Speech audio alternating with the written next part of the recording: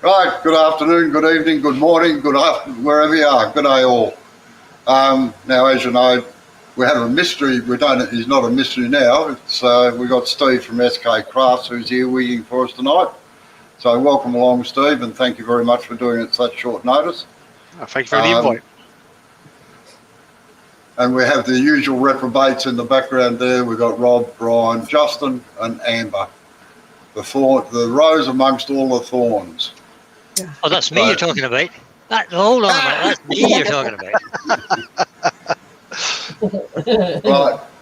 As usual, if you have a question, can you put it in the chat, please, so Steve can pick it up and ask me about it. And to answer Rick's question, he got given an Abbott Nashby grinder that spins at 2480. Now that's the normal speed for a grinder. It's all in these, Rick. Just press less harder. That's all I use around there, and just to prove the point, I'll show you. Hopefully we're pointed that way. There it is. Drop it down a bit again. Maybe you put your stuff on full screen, Robbo. Yeah. All right, I'm going to put everybody in the background and drop it down to full screen. One of the straps that hold in the monitor covers the directions at full screen. Oh, come on, you mongrel thing. I've got to work with the mouse out to the side. Okay. Now I'll just adjust this while I can see it on the monitor there. That's all I'm using. And that sharpens everything on it with the CBN wheel on one side and the Blue Max on the other. And they're both the Blue Max is actually 54 grit wheel and the CBN wheel's an 80 grit wheel. Okay. So we've got all that out of the way. I'll change now. Right. Ladies and gentlemen, wait on, just got to get everything right. You can put the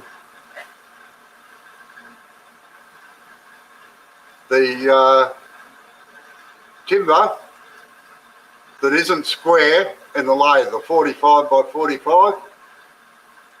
That's not square, put that in the lathe, get it centered up.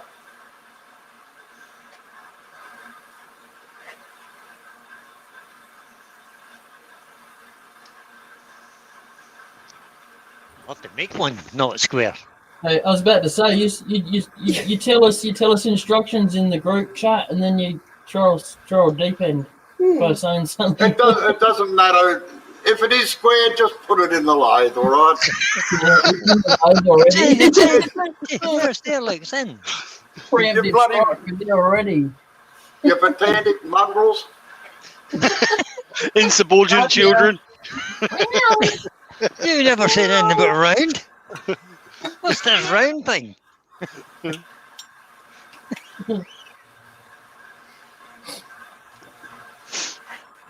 Make it round.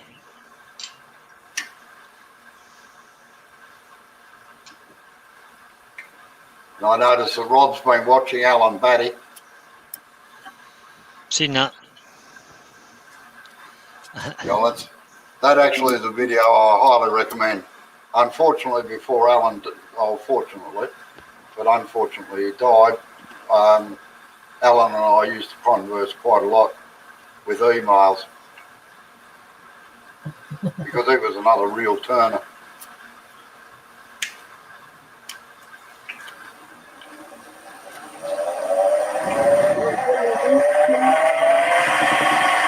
Okay, now, whenever I'm doing a demonstration in a club or anything like that, or if I've been off the lathe for a little while, this is always my warm-up of hands and brain and muscle memory and all that sort of thing, and to get myself in the groove. Not very well centered, Robbo. Doesn't matter. Right. Now it's basically what you've been doing. Just rough it down around.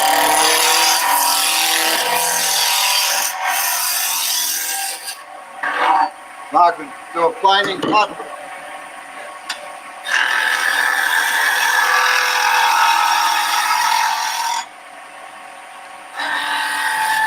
I don't bother about marking it, I just mark it with a skew chisel out into 3/4 inch increments.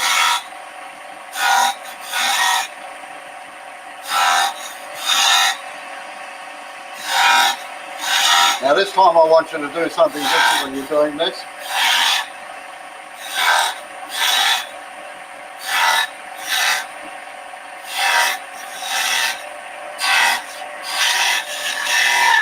Every second one for 3, do the bead with a skew chisel.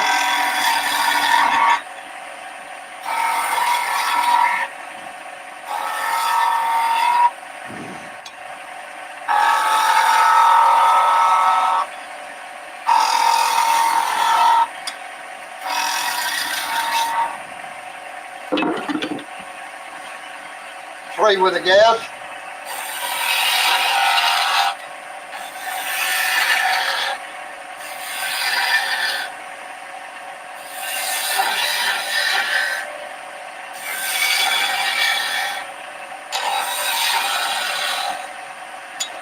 Three with forming a cove in the middle of the flat one. And make sure you leave these edges here raised up on the side, so you're just going down to the base of the bead, all right?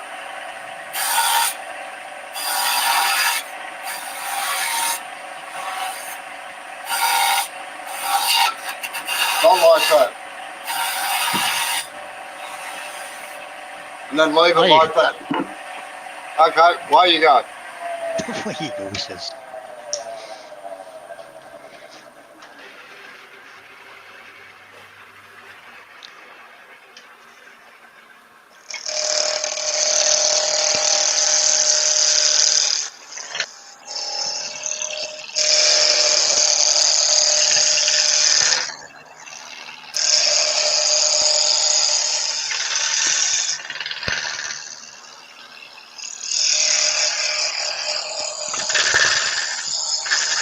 Drop your handle, Amber.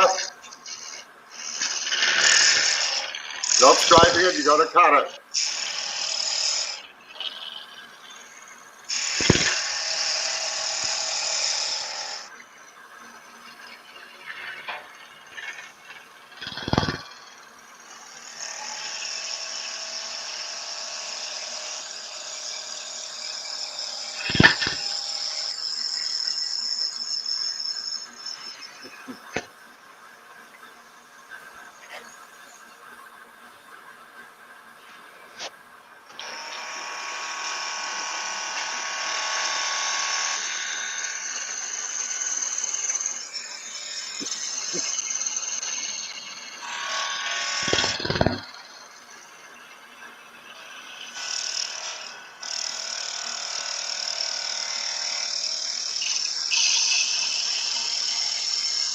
Now you can mark it out in 3/4 or 20 mil increments if you like.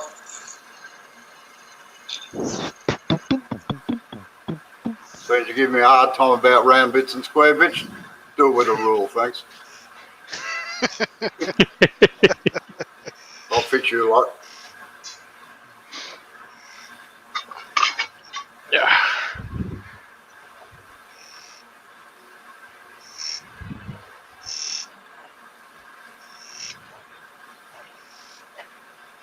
How many mil? 20 mil.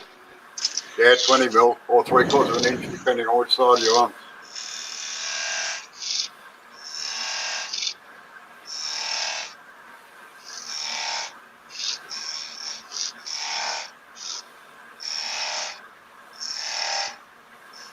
Let that happen.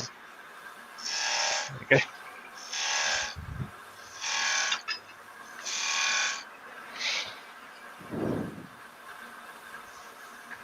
Make them about 5 or 6 mil deep, the V grooves.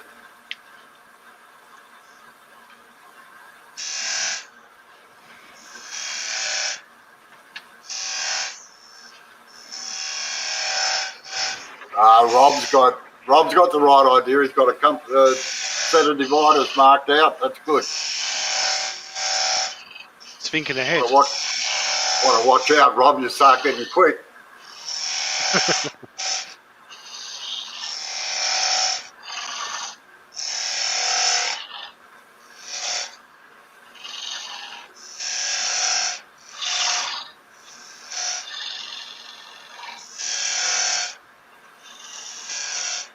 Hi, Amy.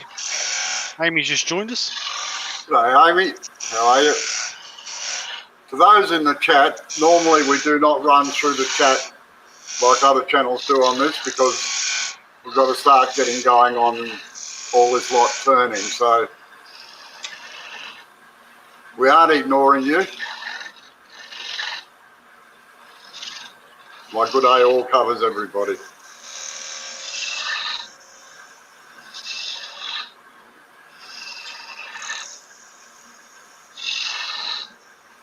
So when you say you do this when you've been off the low for a while, Robbo, does that mean like after a week or so, or what? In some cases, yes, because it varies. Like the only turning I'm doing at the moment is because I've been told by my doctor to rest a little bit. Yep. Is the YouTube ones. So this is a good practice one to get my hands back into operation again and get any catches or anything out of the way. Plus, I find with clubs, you could have exactly the same model lathe as what I use at home, but they're like cars. You get two identical model cars and they drive completely differently. Yeah. So you find out the little foibles in the first 5 minutes so you don't make an ass of yourself when you get to doing the demonstration.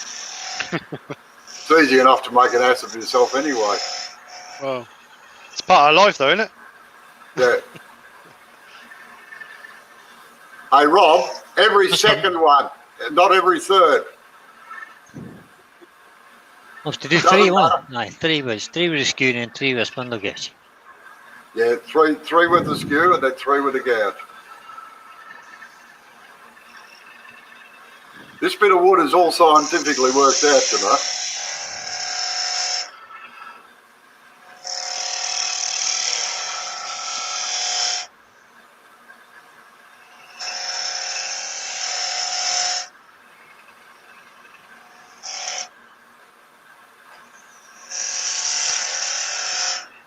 Don't forget, Amber, to use just the point, nothing else on the chisel, just the extreme point, or it'll slide along the timber. That looks a bit high, that lathe for Amber. It is. She's a box. Yeah, Jay's too lousy to make her a little step.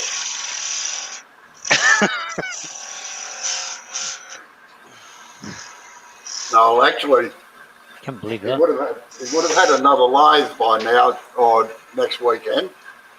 But he's setting up for himself, and Amber's going to get this one, and he'll set that one then to the right height. But Yeah.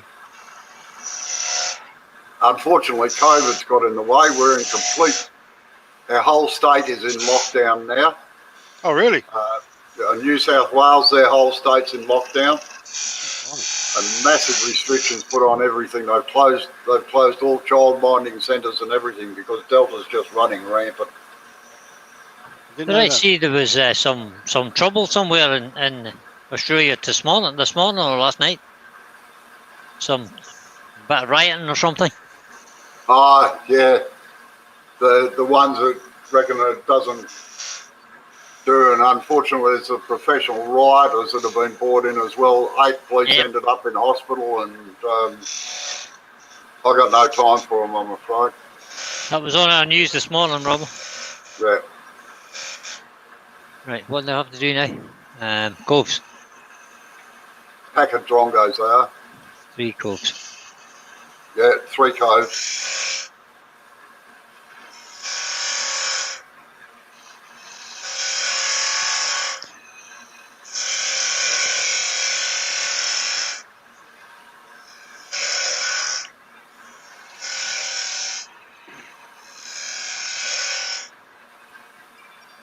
So, how many lockdowns have you had then, Robbo, in Australia? Sorry? How many lockdowns have you had? Is this your second one? No, we're on our 7th or 8th. Really? 8. This is our 8. Yeah. Blimey. Jesus. I didn't think Australia had been hit that hard. Number-wise, Victoria we locked haven't. down early. Yeah. Australia as a general whole, number-wise, hasn't been as hit as hard as what the rest of the world has, but it's because they took action virtually straight away. Yep. Yeah, you guys closed your borders right at the very start, didn't you? Yeah, well, New Zealand shut everything off, no international flights in or out. So Yep. Australia didn't quite do that, but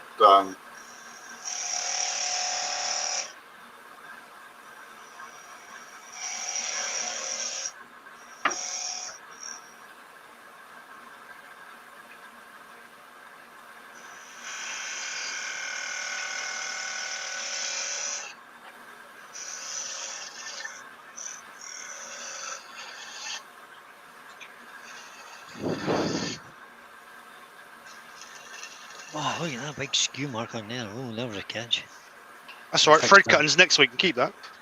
keep up a thread cutting, yeah. I'll maybe just try and fix that a little bit. Might make this thing a little bit smaller, but.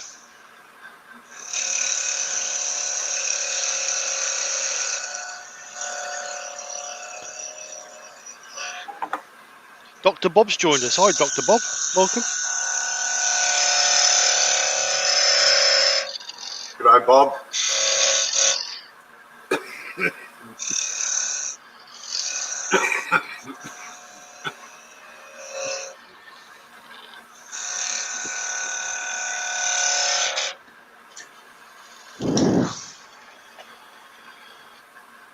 Yeah, it's a little bit better. I'll do.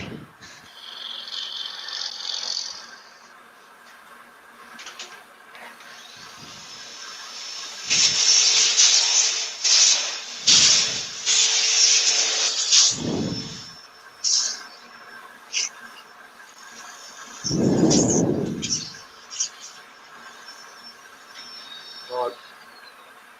Rob, if you can, just try and flatten out that curve a little bit.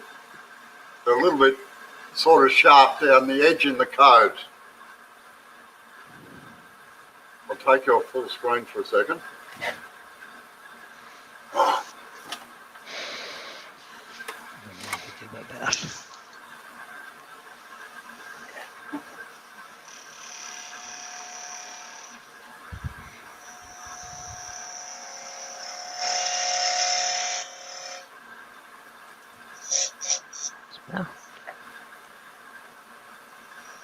See how mine are more rounded on the sides, and that's better. And are we supposed to have 1, 2, 3 flats on the end of this? Yes, we should have. Excellent.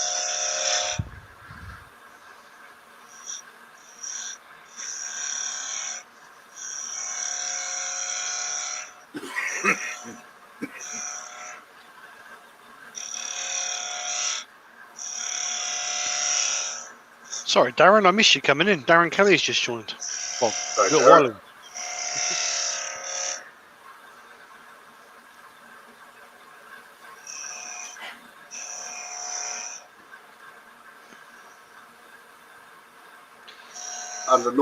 Under normal circumstances, this weekend I would have been in South Australia, but doing a turnaround, and that's where Sid is tonight. He's over at Kingston in South Australia, and there's probably a few of them that are watching this over there. Sid might give you the answer in the chat, Steve. Yeah, I just was waiting for you to finish, mate. So, Woodwork Learners asked the question. I think I might be pointed at Brian a little bit, but I'll read it. Robbo, would you say a workshop should always have the odd blob of paint on the walls, else it looks like it's not used? Right, Paul, that's you and me spelled out again. I'll tell you an interesting story. You know, I'll respond to that now.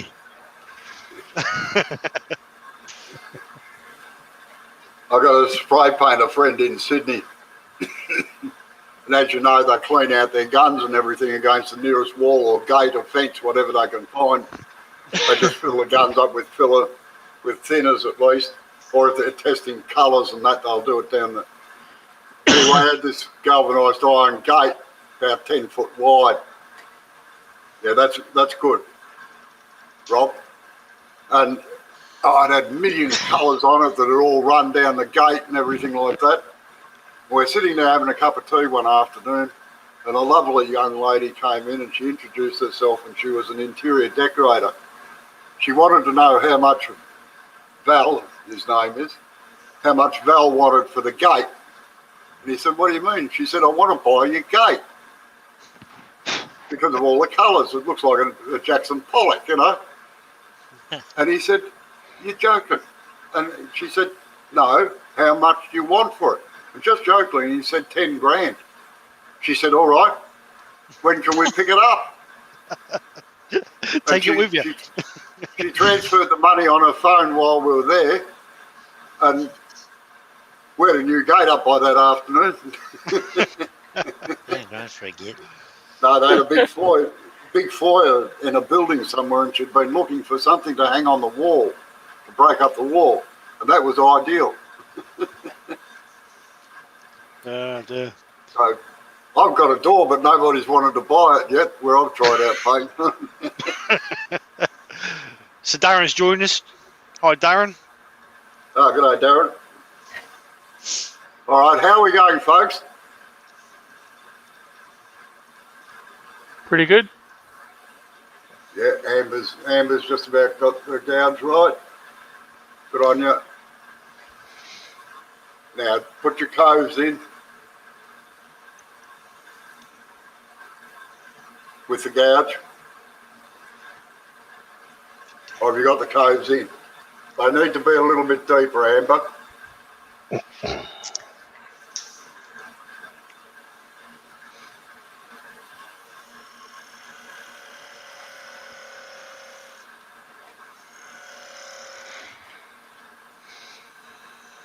Just take your time. No rush.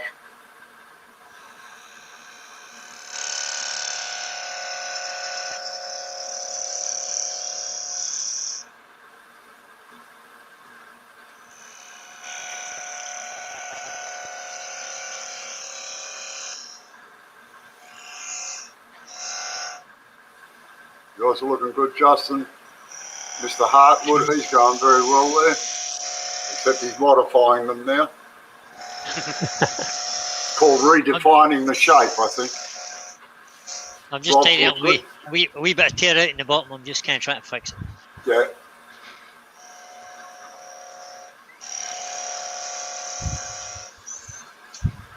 Should be fine. It's better. Not brilliant, but better.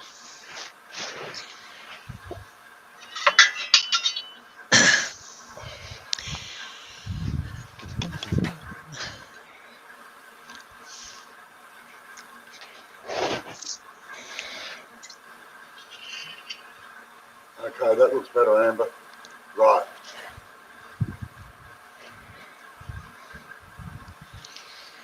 Okay. Now, whenever you're doing furniture legs or anything, if you do this, it looks terrible. These are the Filipino type cheap lampshades that were around in the 70s and 80s, and I realise that some of you are too young to remember them, but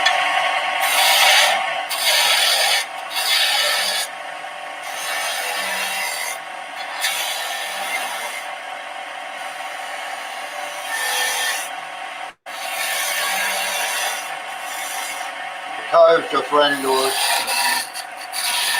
bead like that.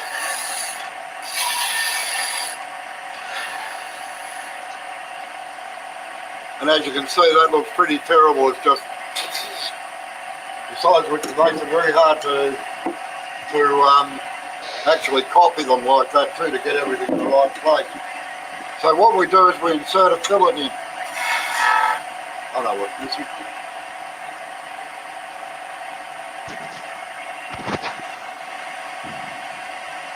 Now fillets can be angled.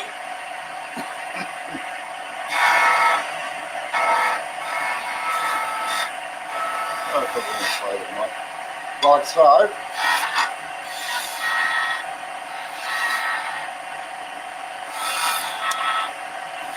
Oh, Now the idea of a fillet or a quirk is to stop the eye from drifting straight down the thing. Now occasionally you'll notice that you start narrowing up the cove a little bit. You can come back to that later. Particularly on pine, because quite often, or a softer timber, you'll actually break this edge unless the chisel's really sharp. I normally do them like this. I leave it when it's in the square, start back there, and angle the cut down like that.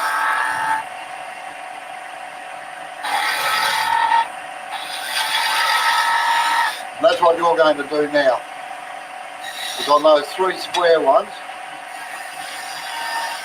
angle the fillet into the bead on each side, all right?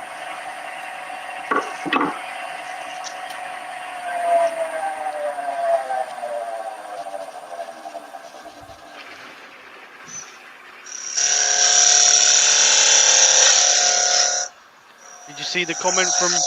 Anyway, Sid's put, tell Brian Shirley is watching too. Ah, oh, right. Hello, Shirley. How's your curly wurly this morning, girl? Jeez, I'm glad that everybody in the audience knows what you're talking about. I don't really care.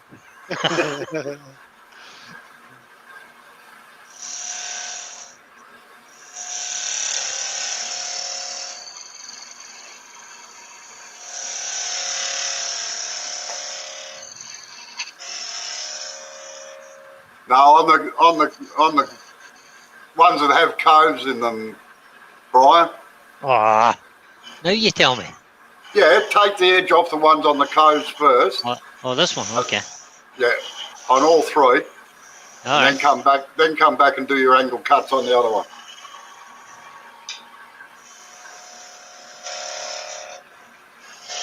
Oops. That was a minute catch. I lied.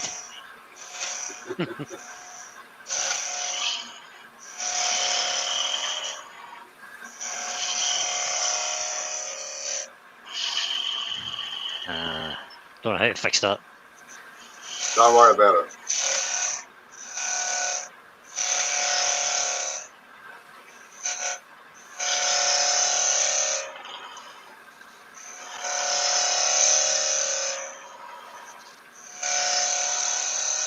That's good, Rob. Yeah, just use the short point. That's all you use. Now, just hold on a minute. Just stop for a minute. And hopefully you can see my screen without going up to full size. I'll put it up to full size. Good plan.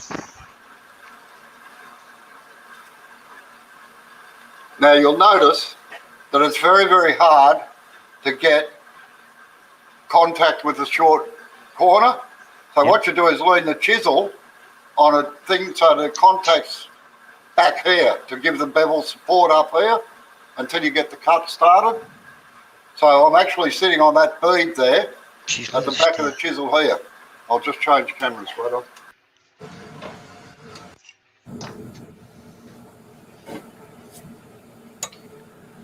See where the chisel's sitting back here? So that I can just push it forward into there and just pick up the short point and then get it into there. Did that make sense? Yep. So you're not doing a balance act. As I said last week, the Skew Chisel relies totally on bevel support. So there's a reply from Sid, which I take it is from Shirley. Hi Brian, my curly whirly is going fine. How's yours? My curly wurly is fabulous today.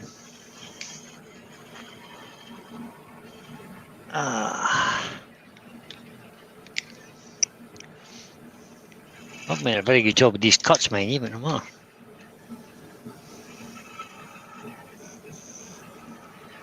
Yeah, on that barrel. Can't get into that one now. So they're on this one.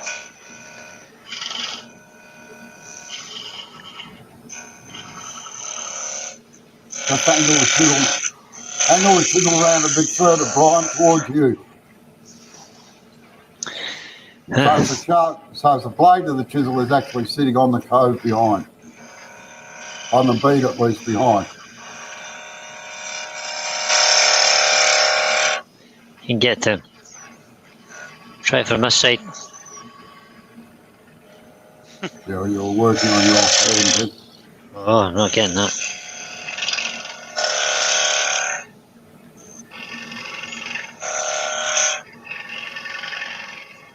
It's better.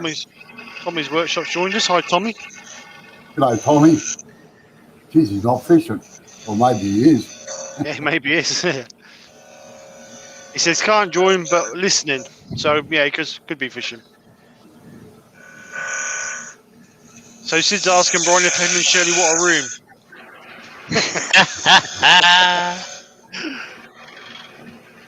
Oh, it's got to be a real long distance room, that.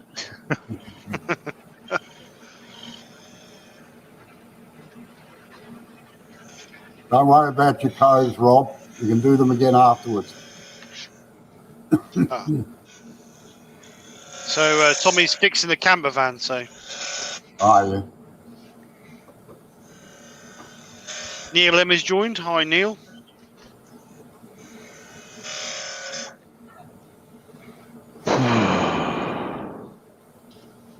G'day, Neil.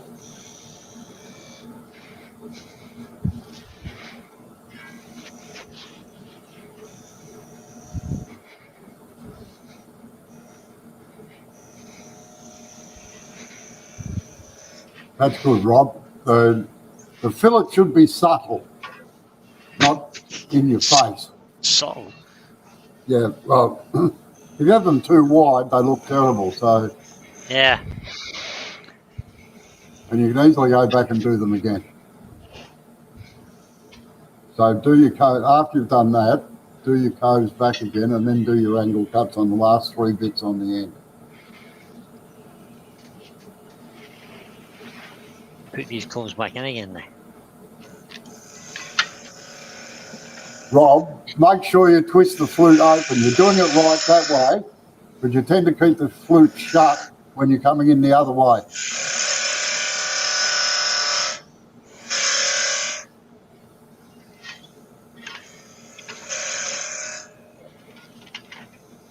Ah, lovely, tell your mama. Beautiful.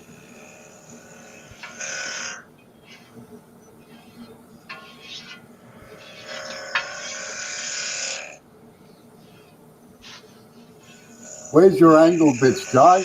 You should have 3 flat bits on the end.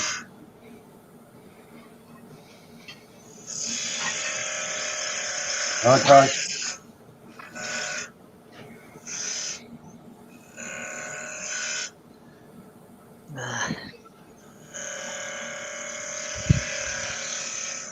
So Sid reckons Shirley's in heaven. The 2 favourite wood turners, Robbo and Brian. Ah, well. She'll be right. She's sitting in a tree. Sound almost Australian, yeah? Is it pistols at 20 feet, Brian? To win the affections of the fair lady? Skews at dawn. Excuse it, Dawn. I think Robbo might win that one. It's time to practice yet.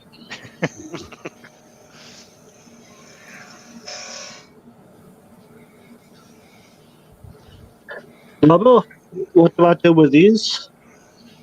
Sorry, right. Now do an angle cut like this one here in the centre of the 3 flat sections. So come up like a pyramid. Right, so you've got I haven't got any flat sections because I've done mine, but you've got 3 flat sections here, right? At the end, at the tailstock end. Headstock end for me, yeah. Headstock end, rightio. Not that one. Move to the next one towards the tails, the headstock. That one. Do an angled cut on that with the skew, okay? Okay. So as you form the fillet straight away.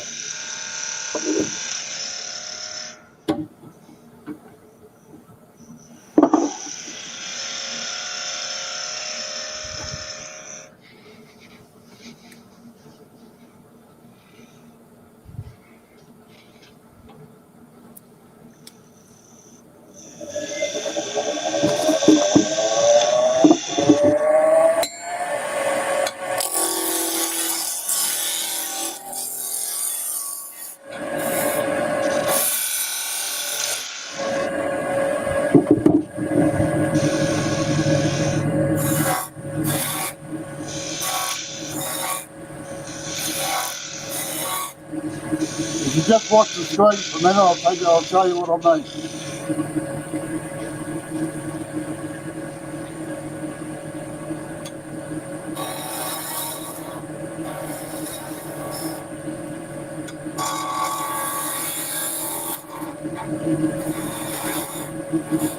Alright, so you end up with that.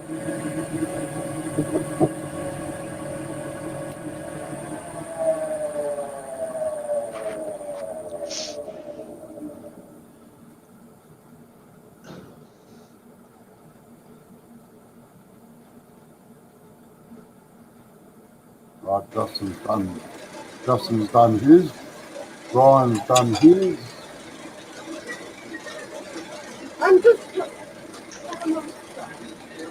Right. Now, with those two flat ones there, doing 2 beads with your skew chisel.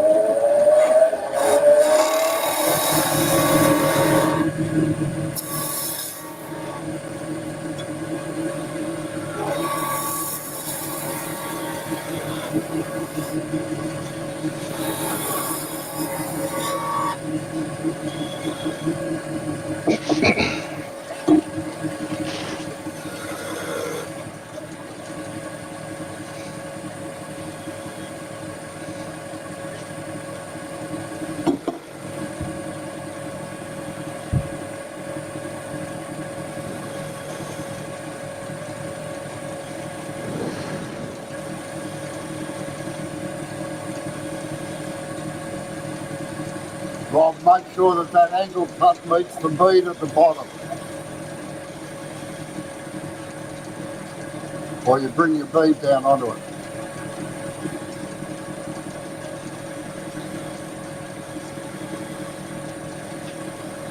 That's it. Beautiful.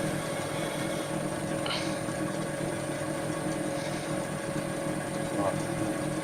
Move Brian up to there. Right, mug onto myself. Right, you've got your 2 beads on each side of that squash. Just do a half bead on the one up against the headstock.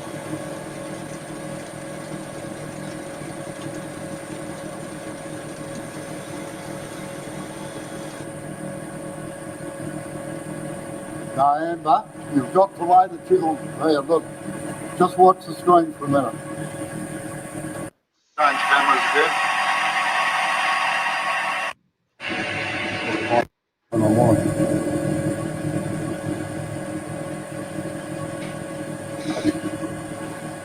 You set the chisel down like that. I'll go up to full screen for you.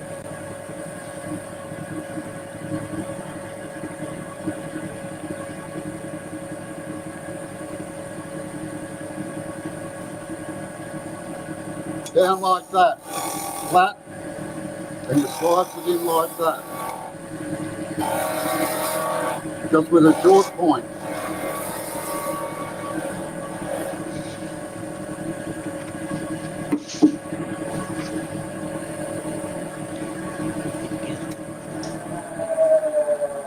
So there's a question for you, Robbo. Yep. From the facts, Robbo, where do you source the steel for your skew chisels?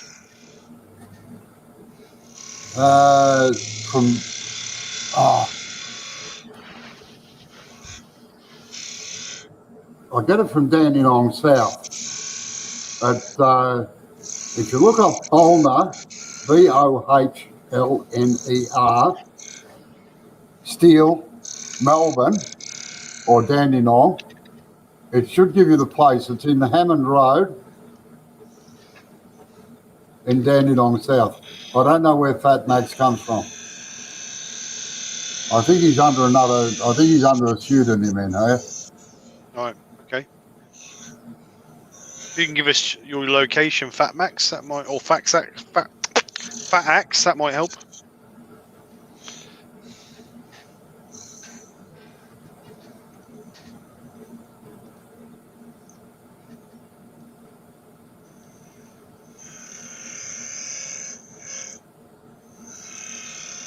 Yeah, that's it, Jade, like that.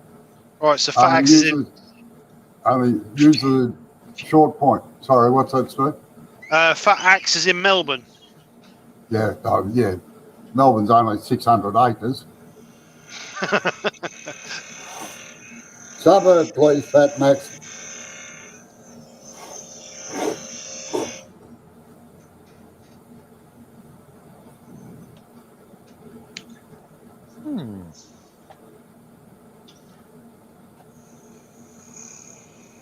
Stop fiddling, Brian. That's when you muck them up. Step away from the lake. That's it.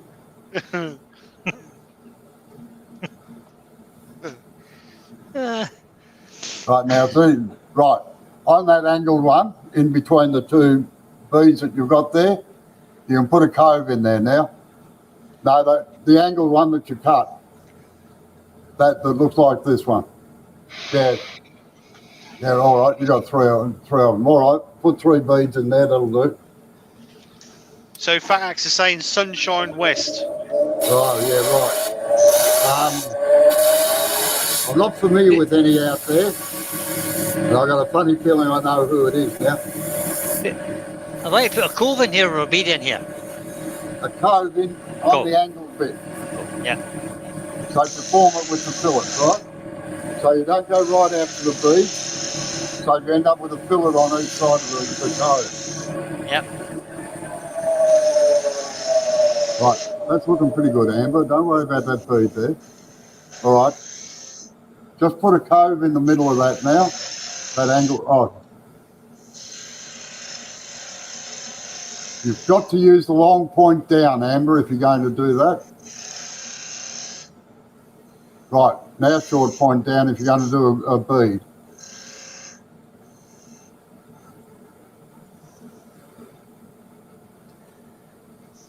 Just narrow the fillet a little bit, Brian. It should only be about 2 mil. All right. On something this size. Like I said, it's a subtle thing. So Shirley's a bit upset with you now, Robbo. She said don't shout at Brian. Whoa! Well done, Shirley. You tell him, girl. I'm very competitive, Shirley. A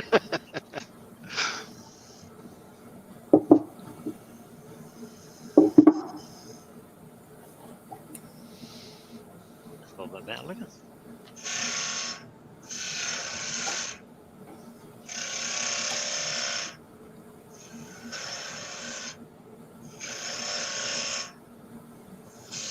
Yeah, if you put a fat axe, if you put a search in for bowl of steel, I'm sure there's somewhere over there that would have it. What you're after is S700. Or it could be called Polaris.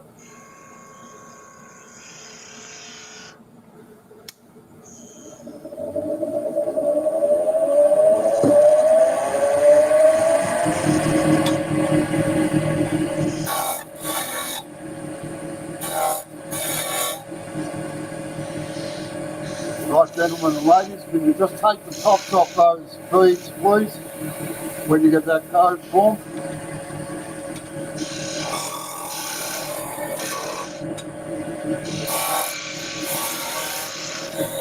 tops.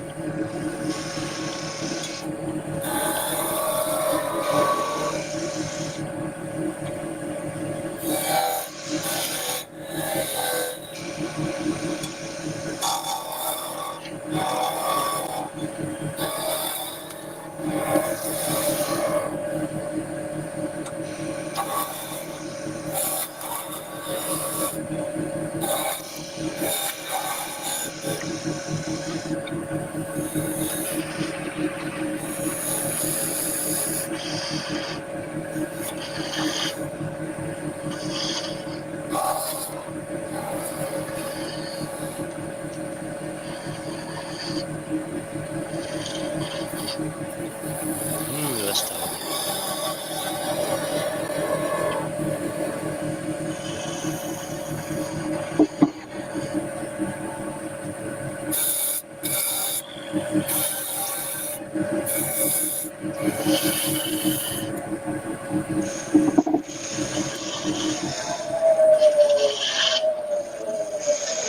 They don't take too much off it, Rob.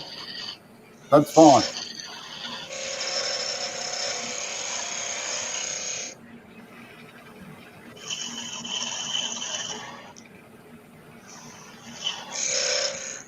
Right, don't worry about fiddling around with it, Justin. Just take the tops off the bead so you're down to a round piece of timber again.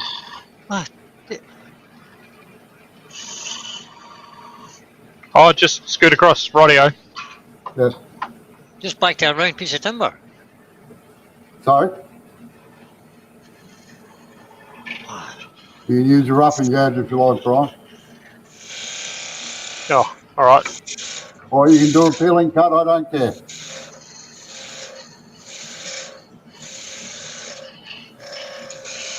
Brian, if you're going to use your skew chisel, try a Yes, peeling cut. Try Peeling? a peeling cut.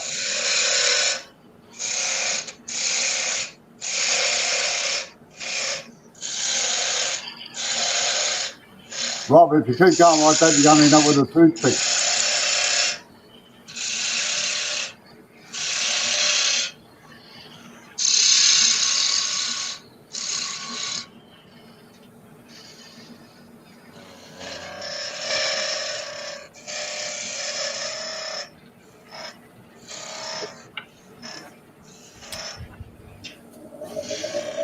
Right.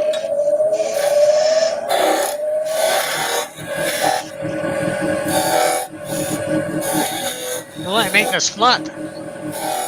Completely? Yeah, just get it down a little bit.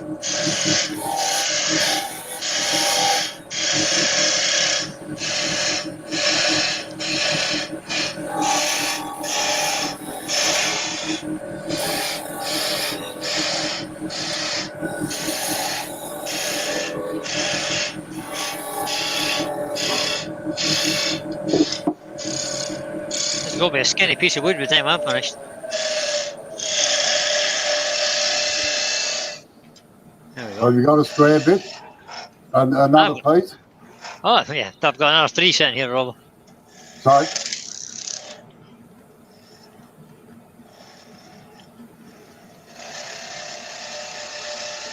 Right, you can put 3 lines, 20 mil, 4 lines, 20 mil apart, all right, like you did on the original piece, just 3 will do. So what you want now is 2 beads with a flat centre in the flat section in the centre. Don't want to go any thinner there, so. How many did you say? 20 mil each? Yeah, just doesn't matter where you put them on there.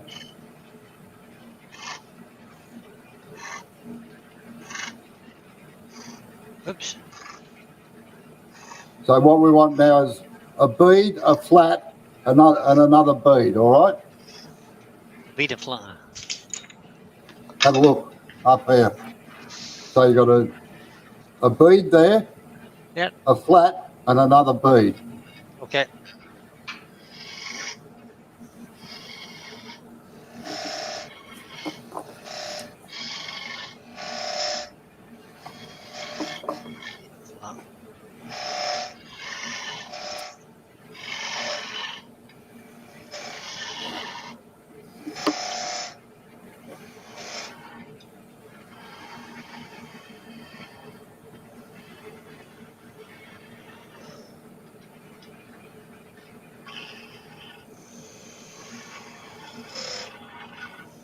That's good, Rob. Now leave it alone.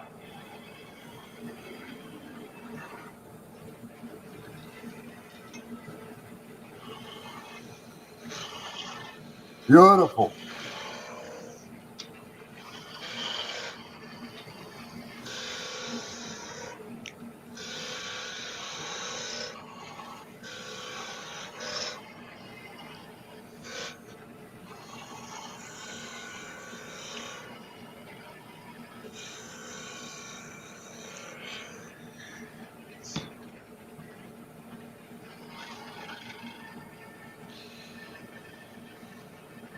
Good afternoon, or good evening, good morning, Felicity.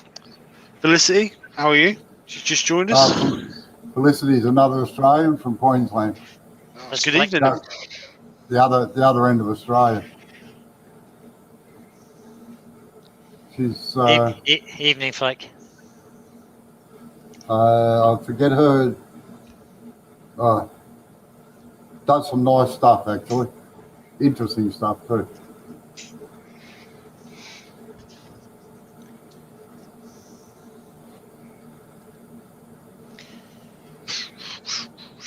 Sid might type in the her website.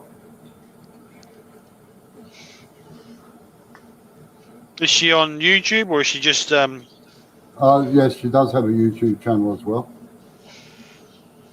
Felicity.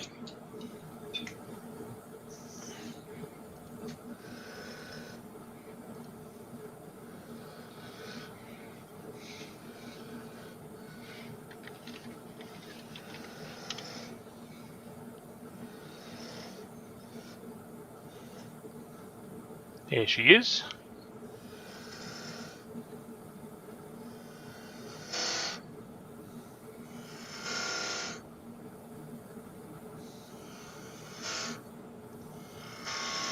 God, math gone backwards. I might make Brian a spindle turner yet. He's going leaps and bounds there. Yeah.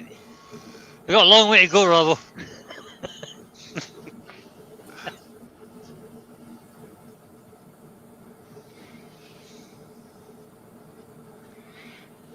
Sorry, Robbo, was I supposed to do more of these? No, that's absolutely right. Just Rob. that, okay.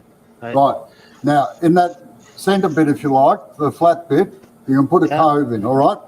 Okay. Down to the depth of the beads, like you did before. Okay.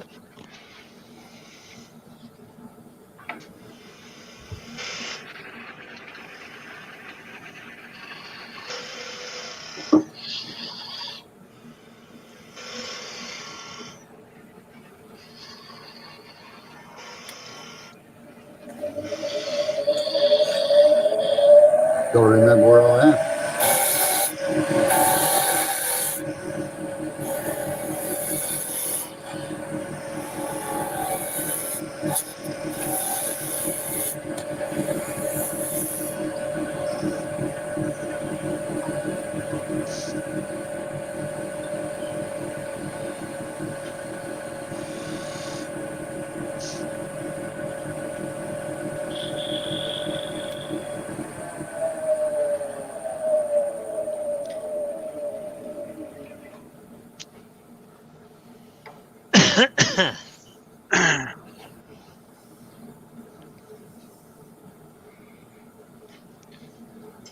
Right, so Felicity, or Flick, as she's called, Yeah. is 3 away from her subscriber of 200. So Yeah, I've just added her. if you haven't subscribed to her, hop over and check her out. Trouble's in him. Ben's just joined us. Benjamin. I know, not the band. All right, that's it, folks, for tonight. We're going. We're done. Yep. Thanks for coming over. On that note, I messed up. You did not. In the beads instead of putting a on cove that- in the middle. Right, yeah, put a cove in there. You mucked it up. All right, Yeah. turn those But I two could- flat ones. Wait on, Rob. Just turn those two flat ones there into. It's no good me pointing at the screen, is it? It works every time. Put a them- bead there and there. Yeah, Yep. bead there and there. Yeah. Right, so well Busy done. push. Well done, folks, in the chat. We've now got Felicity up to 202 subs. So well done.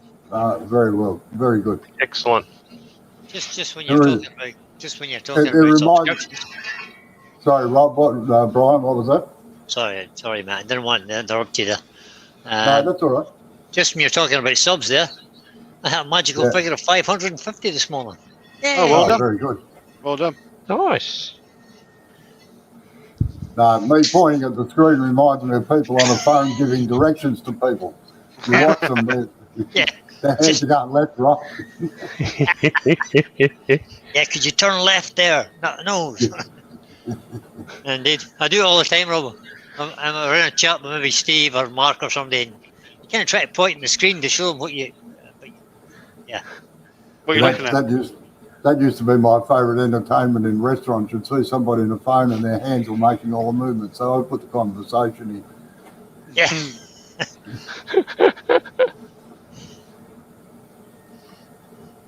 Rightio. Nobody should be on a phone in a restaurant. It's disgraceful. Oh, I know it is. But, geez, I'll tell you what, it's common these days. Oh, yeah, I know. Right, now, I think that everybody got the message about having a beading parting tool, which is this one here. It's a 3/8 square bar.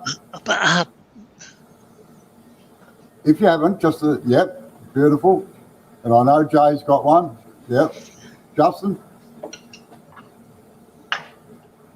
And Rob's going to be using an ordinary parting tool. Use the yeah, that one will do, Rob. That's good. Right here. Now, what you're going to do is I'll go up on the full screen again.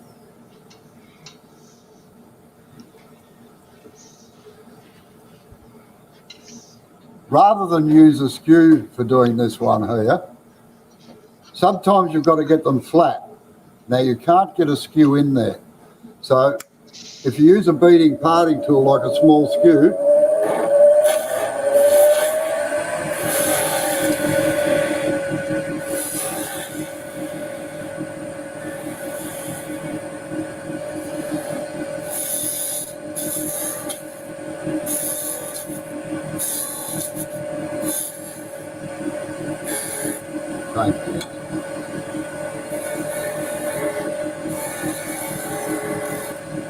you end up with flat fillets like that, rather than an angled one like this. Now, the advantage of an angled one is that if you've got a small diameter bit of timber, that gives you a little bit more strength on the side of the cove and definition of the cove. But if you get a flat one like that, you're reducing the amount of timber thickness.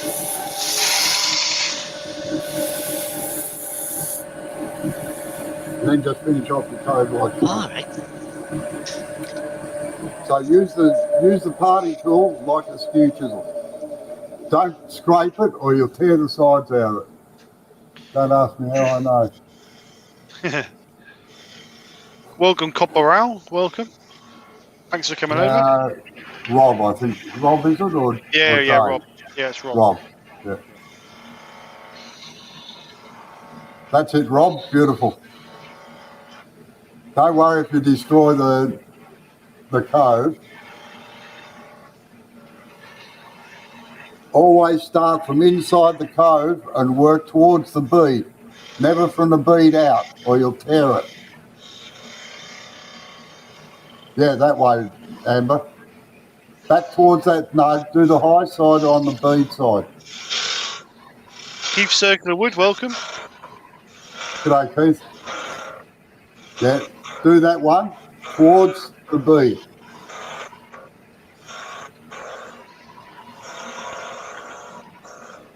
Brian's bit of wood's got that bloody small. I need a magnifying glass to see. That's why he's going to turn into a wand when he's finished, Robbo. Yeah. Right, that's it. We've got a flat bit now. Yeah, that's right. So put your bead back, your code back in there and hope that the bit of stick doesn't break. Yeah, it's not going to break, Robbo. Have a bit of faith, boy. Have a bit of faith.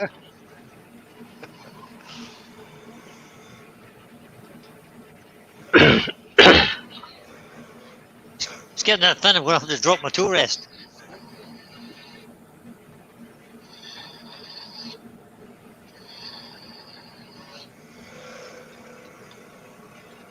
Good job, Rob.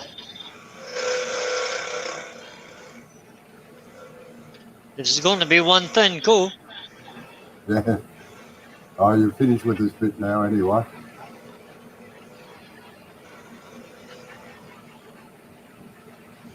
Now, believe it or not, beads, coves and fillets are the majority of wood turning in spindle work. It's the majority of shapes, and the combination of those gives you what you want. So that's why I've concentrated a fair bit on it at the moment, because next week we put it all into practice. Right, now, the next little trick. Hold on a minute. I'm having to be delicate.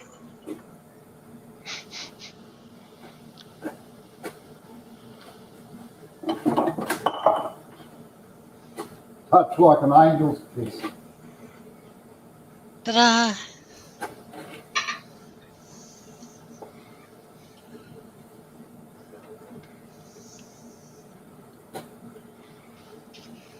I'm done now, Robbo, sorry.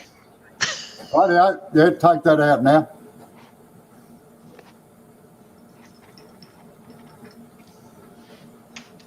And get the square bit of timber that you've got, please. Now wait on. Don't preempt the teacher, please. Just watch for a minute. Steps away from the Now, left. this has to be marked exactly centre. Oh no. And that's why I use a marking gauge on it.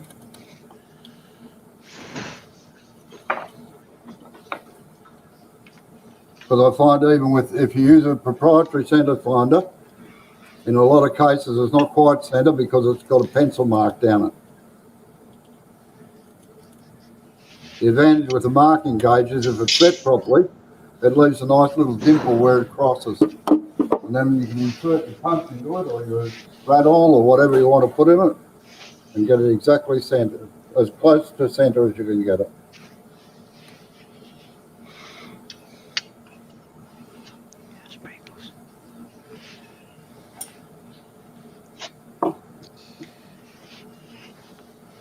So Ricky's Rocker is asking a question. Ever Yep. seen a piece of timber, spindle, break up and end up in the roof? Yes.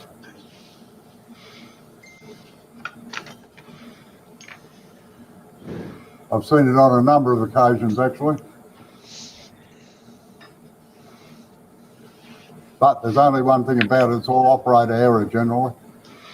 Because I didn't check the timber properly in the first place for cracks or splits or flaws in it. And generally the lathe was going too fast. Rightio. We got it marked out completely, have we? Yeah, I think so. Okay. Now, this is important. You just sit it on the points. That's all you do. So just get your point located in your punch mark so that it rotates freely like that.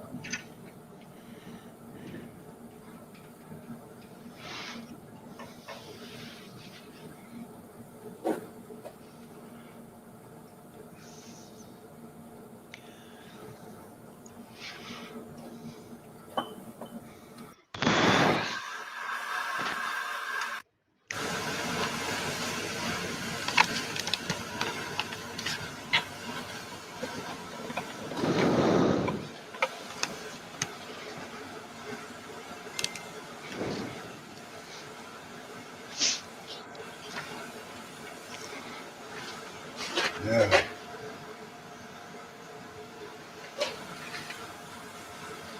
Okay. I'm going to go up onto enlarged bit.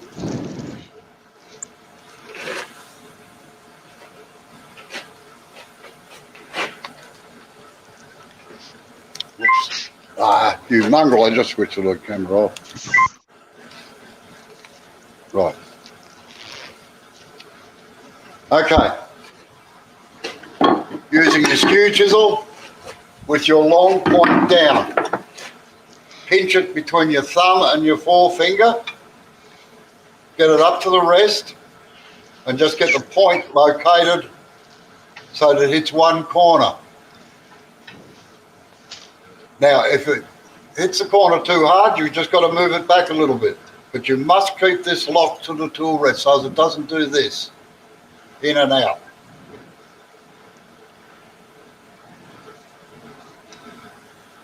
Now, some corners will hit and some will miss. Now, if the corner misses, take it up to the top dead centre, motor mechanic coming out, and just give it a gentle tap, and you tighten the tailstock a little bit. Do not tighten the tailstock right up. This is hard to learn, but it's once you've done it half a dozen times, it's pretty easy then.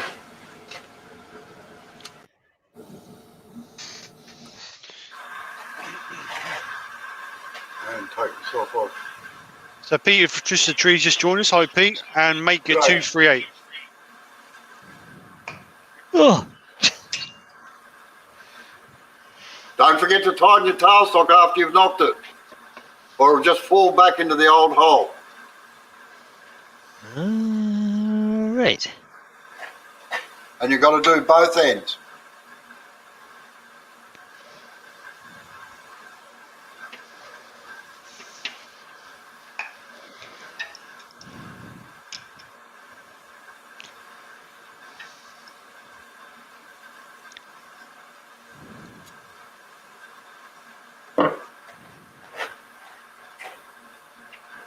That's what I forget to do. I'll be back in a second. I've got to get a square and a pencil. All right.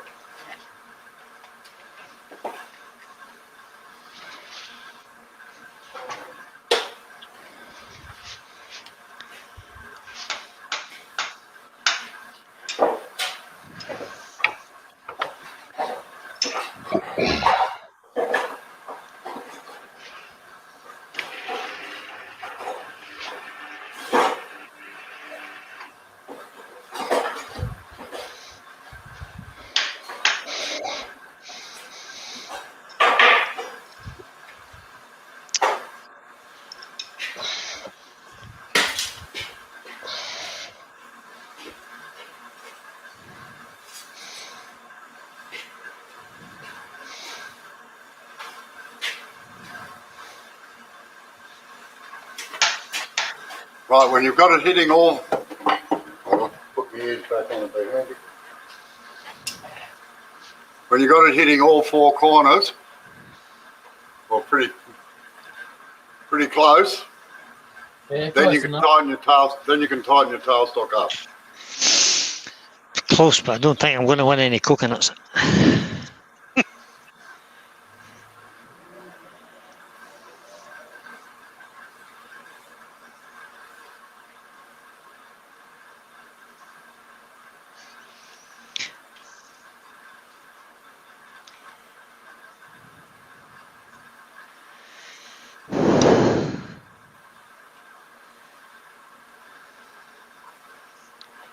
I'm not used to this precision. Welcome to my world. It just kind of, I work on that, the theory of it's an agricultural fit. That'll do nicely. Right. Within an inch. Yeah.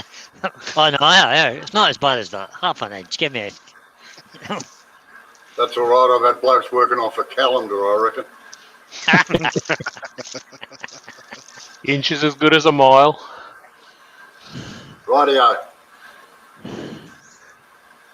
Everybody got it set up, have they? In the tailstock? Yes, Tightened sir. up? Right, beautiful. Put a line in about 2 inches from the tailstock end, all right? About 2 inches from a tailstock end. Yeah, or 50 millimetres.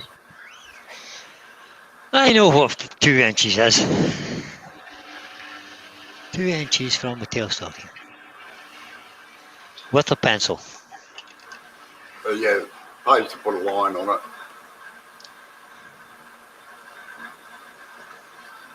Now, you may need 2 lines, but put it right across it.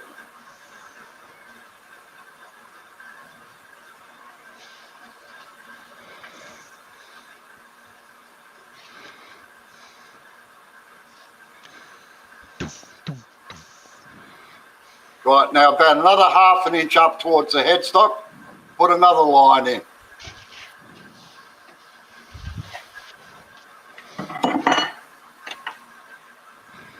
That's 12.5 mil for those who are doing metric.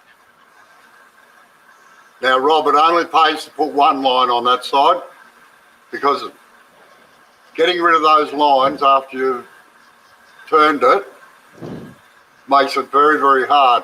And if you put lacquer or oil on it, it will suddenly appear out of nowhere.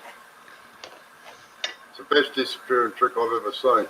That's after you've sanded it and everything else.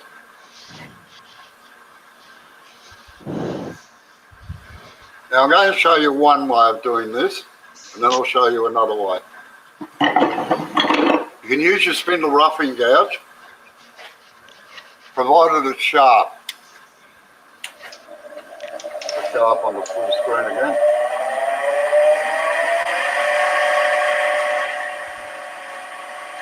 So, you do not go on this line here. Always come about 1/4 inch away from it.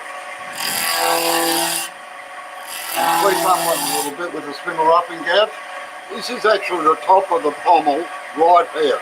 What we're doing now is pommel cuts. So leave about 1/4 inch away from this.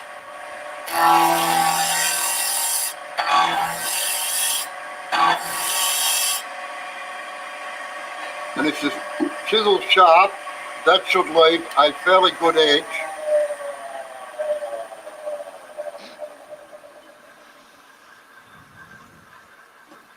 without any chipping on the sides here. But you've still got 1/4 inch or 6 millimetres between your start line, and you'll notice that half that line's disappeared when you go down. Now you get your skew chisel then. Like I rough them all out down like that first and then start marking out with the skew. That's the reason I do it this way. So you take this down to the root diameter. You'll notice that the skew chisel is angled across and this face is dead straight. So when it goes in, comes down to the root diameter, a planing cut. You get that perfectly round in there. And then don't start right on the line, start about 1/4 inch away from it. And you use just the short point. Frozen up, Robbo? Sorry? Freezing up, mate? I've frozen, have I? No, it's not yet. working fine for me.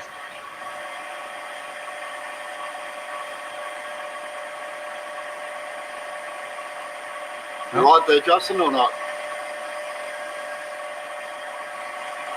Oh, yeah, okay, we're good. Sorry? Yeah, it's okay. Right. Yep. So use the short point. And it's connecting the dots. What you're doing is you're drawing a straight line from there down to there. Don't waggle the chisel around. Now, you can use the long point for that if you like, because you're just operating straight on the point. Okay? But you're actually contacting on the bevel right behind the cutting edge, right on this shoulder here, behind the long point. Okay? Try that out and see how you go. And I'll show you another method in a minute.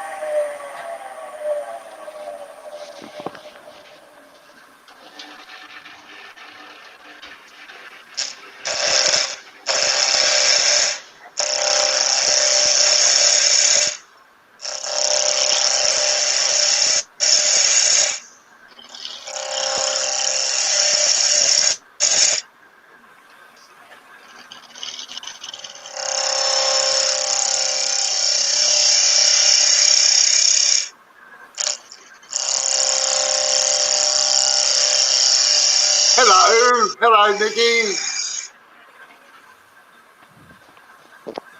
Hi, Nicky. Hello, Nicky. You're muted. Hi, Nicky. You're muted, Steve. They're all saying hello. You got Robbo, Brian, Amber, Justin, and Rob CP. They're all saying hello. She's saying hello. She brought me a coffee, bless her. Ah, she's a star. Where's mine? Robbo's asking where his is. Still in the kettle, Robo. Yeah. I think I might get spilt in the jiffy bag. Yeah, I'll fall off the internet when you email it. Came too far with that cut.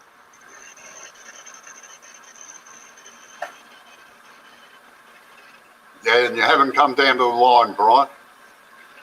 Don't forget to put your V cut in on that line right near your finger and bring the round section up to it first and then cut the angle down. So I need more round bit. Not with the roughing. Oh, sorry. I thought no, use your skew chisel. Yeah, you came in a bit far with the roughing it. No, don't nick that one. Nick the one, your baseline. Down, yeah, that one there. Get it down to what's called the major diameter, which is the timber thickness, all right? When it's spinning Are we round. cutting with the long point? Sorry. You can use the long point or the short point. I use the short point on it, except on veranda post, and I use the long point.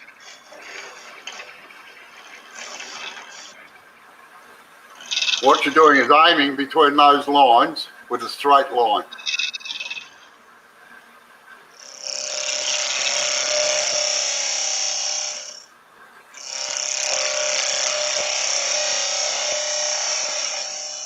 Geez, I was just about to say the bloke in the top left-hand corner is going well, and I didn't realise it was me.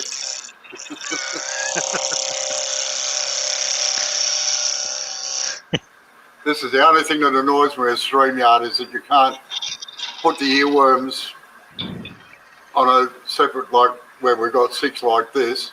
You can't take them out and put them on another part of it so that they're not visible, if you know what I mean. Yeah. Right, that's good, Rob.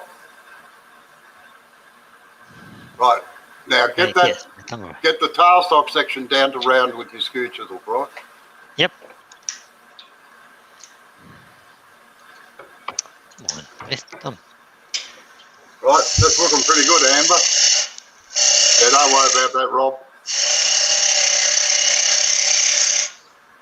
As a teacher said to me once about my children's schooling, we're after the concept.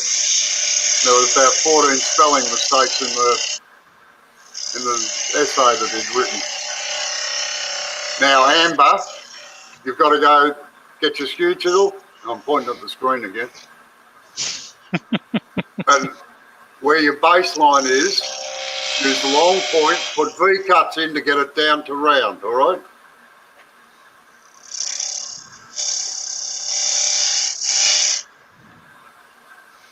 Yeah, there, on that line. Should I have a kind of square shoulder down here? Sorry? Should this be a square shoulder down here? Yes, it should be a nice tight corner. Come around there and then just square off. Right, okay. Yeah. Just try and tidy it up a bit.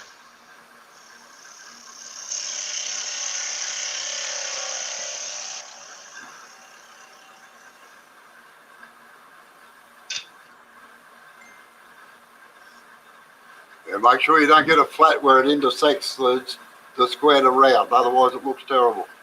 Okay. Unless you mean to do it. So this needs to be a little curve here. No, not a curve, it's just comes up dead down. straight. Alright, that's fine then. That'll be grand there. I think. See the line there, Brian? That's fine, yeah. That where the round intersects where you've come down. Yep. There should be no discernible line there. It should just be straight into it.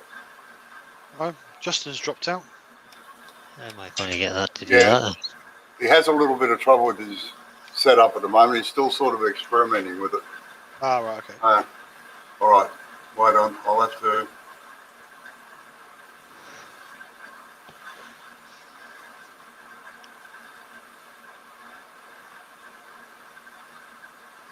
Get that.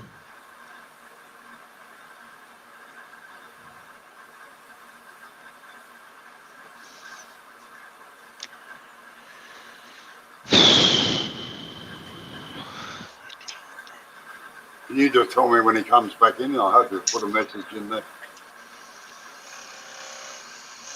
No.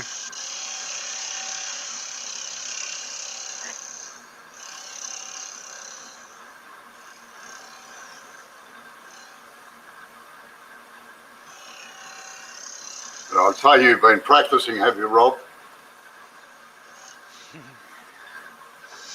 No?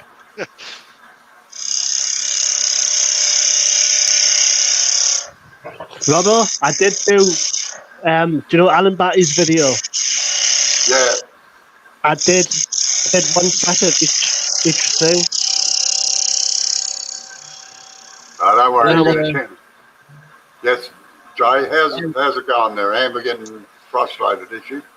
She's gone. Oh, right, yeah. That was me that did that, by the way, not her. I must admit I wasn't looking at the sleeves. Yeah, I kind of figured that. No, she's had enough. That she gets full. She doesn't come on the lathe very often, you see. So Yeah, I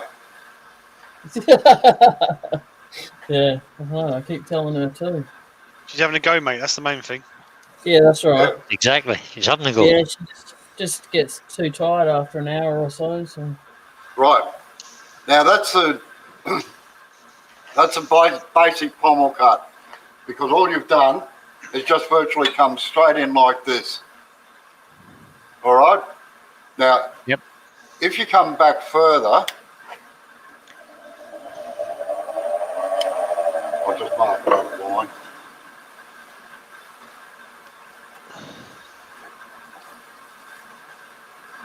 And even though it's just straight, it looks curved on this face here, around here, because of the nature of going from a square section down to a smaller diameter in the middle. If you come back to that line here and form a half bead,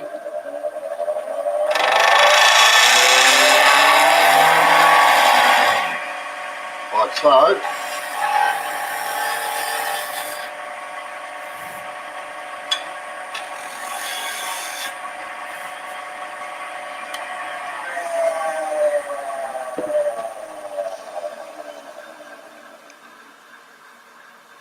you can see how the curve is greatly increased. Okay, so try that now. Move the line out another half an inch and do around a half bead.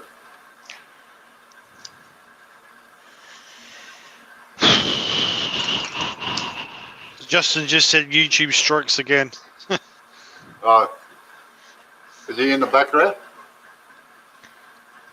I don't know. I'll ask him. I'll have a look. Oh, yeah. Yeah. Right. Okay.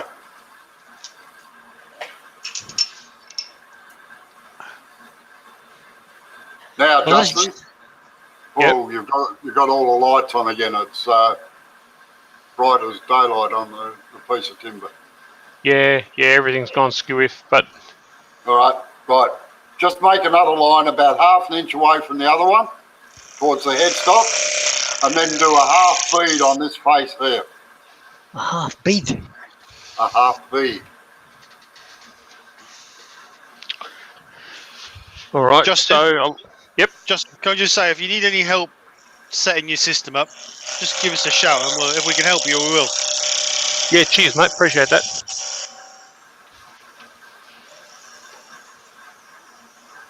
I won't tie up the lesson, but yeah, another time. No. Yeah, just message me and we'll arrange something. Cheers, mate.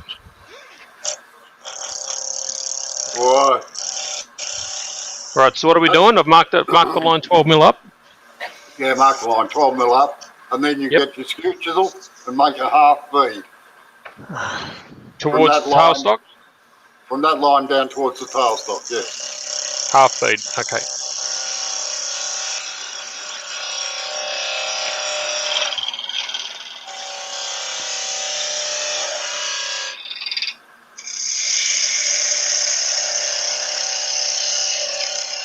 That's it, Brian. Where are you going, Rob? Right. No, did you take the line down to this one again? Yeah, no. That line should still be there. Mark another one half an inch up towards your tailed stock or towards your headstock. I can't see which part of the blade you're on. Now, starting from that line, make a half feed down here.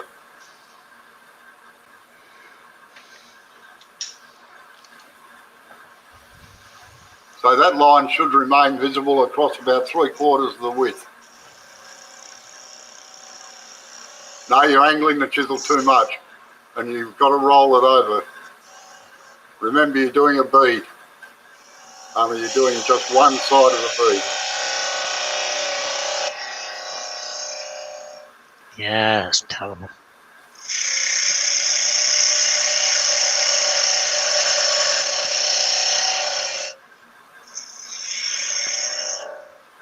Right, that's better, Justin. Yep, good. Sorry, Rob, I wasn't watching. I was getting Justin's good stuff.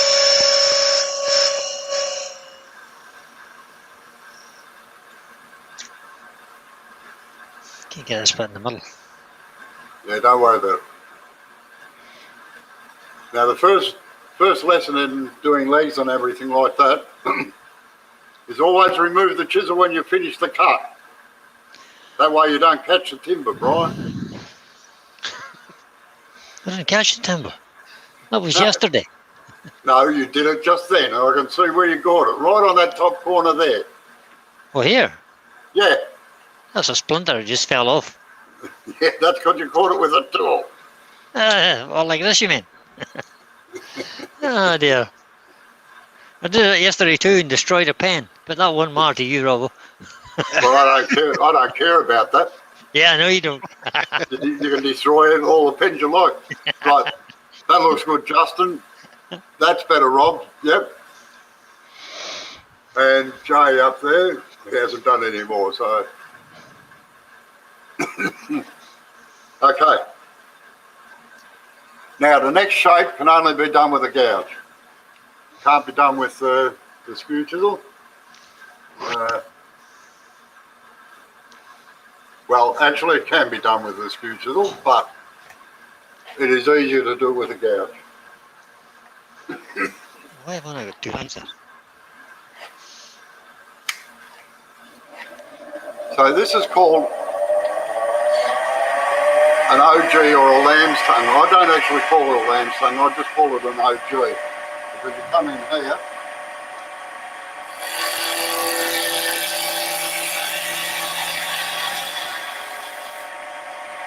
Oh, fancy. That was pretty Fancy. slick, wasn't it? Yeah, that was pretty damn slick. and you end up with a shape like that. Okay? So that's the one you're doing next. All I'm going to say, guys, is good luck. That's what my curly whirly looks like that. Yeah. That's the start of a curly whirly. You have to do 20 in a row now to make a curly whirly. Oh, dear, dear, dear. So in first and then out. Yeah, it's like a cove cut first, a little, not quite a flat, and then a bead, half a bead on the other end. That's it. This is tool control and manipulation.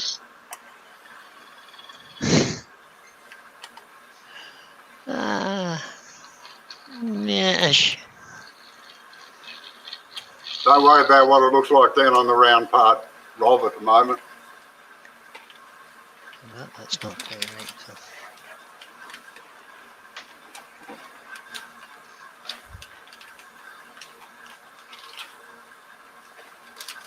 Dog's breakfast. Yeah, that's what I was thinking about mine. Right, now you can keep working along there. Just if you go to where you your flat section is where the original line is, just make a V cut in there and take it down to round and do it again if you like. It's not bad. The way Rob's got his piece painted stands out really well, doesn't it? Yeah, I know. Well, that's the way Alan Batty does them. And I was going to do that on mine as well, but I knew that Rob would do it, so I didn't have to worry. Well, it's just that Ben Jammon's put a comment in. Can everybody stop and paint their pieces black because you can see it better?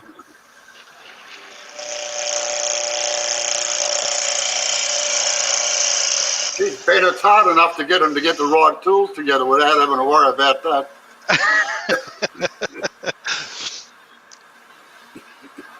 Well, let me see Rovers again. That doesn't look too bad, Brian, from where I'm looking. I'll have a look in a second. Wait a minute to take that a wee bit further out. Don't zoom in so far. Don't you dare move that camera outside. Is this camera you need? That's it. That's good view now. Oh dear.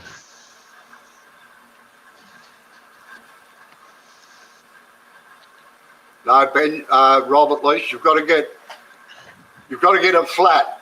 Just have a look up here and see where it's flat across it's got a little bit of a flat in it. It's not much, but it's enough.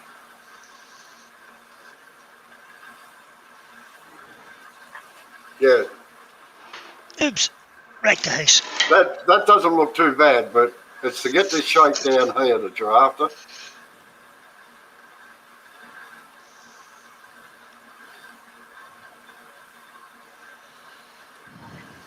Now, let's have a look at Brian, shall we?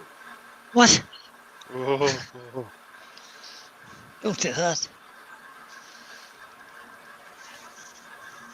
Yeah, that's not too bad, Brian, except that you cut in too early here and came down and just sort of left it on a little thing. You haven't come in far enough here. So make that... Can't see you, Robbo. Sorry? So They can't see you. When you're pointing here and here, they can't see you. I can't see it, Robbie. Right, just put your thumb on it. Your thumb. Right, move it down towards the tailstock a little bit. Right, see that transition there? Right here. Yeah, in there. It needs to be a little bit flatter. I'll take you off full screen so you can see where I'm pointing as well. What you're looking for is this shape around here, Oh, here. up in here. So in order to get that, you've cut across there virtually and then just put a gradual curve in there. You need to come in a little bit deeper here and pull it around. Right, more in towards there. Sort of thing. Yeah. And then come out right. Rob's is looking, I think he has been practicing. So Ben's asking you a question, Robbo. Do you use paper or card templates? I don't use templates. Just wait a second, Ben, and I'll answer it in a minute. Right, Brian, just switch it off and give us a look now.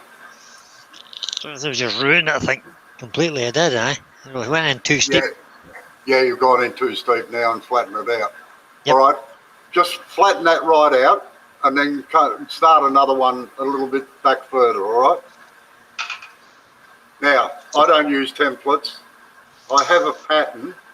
Now, you probably just see the little white lines on this tool rest. I'll use a marker and put the lines on them. But I'm gonna have to mute Brian for a second. Good plan. Okay, so I'll put white lines down there. I'll take it out and show you. And that's where a curve's got to go in there. This was a vase in here, and there's a bead there, and a bead there, and a slight cove in here. So I mark all that out off the pattern. That's just for doing veranda posts or something like that. If I'm doing something smaller than that, I use scratch sticks, storyboards. I've got a whole, if you want to have a look on the channel, I've got, on the live channel, I've got a whole thing on copy turning, or the basics of copy turning. And that'll explain it all. I don't have time to cut out templates and things.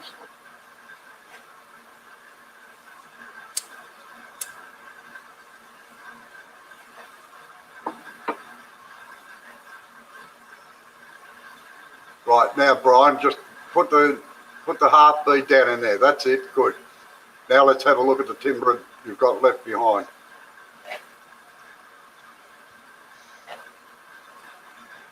It's starting to look a bit better.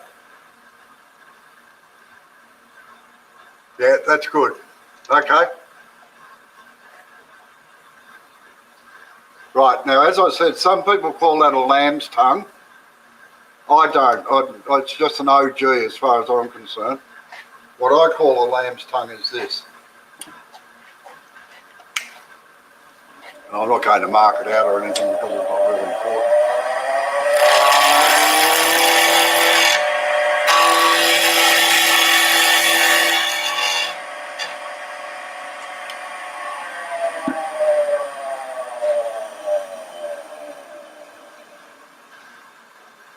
So that you end up with a shape like that.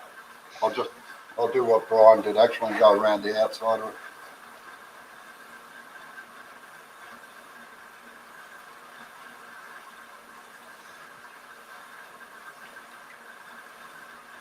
I'm no good at drawing.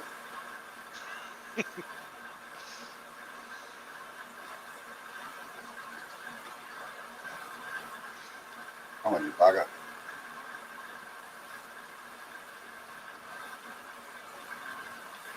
It's an elongated thing like that.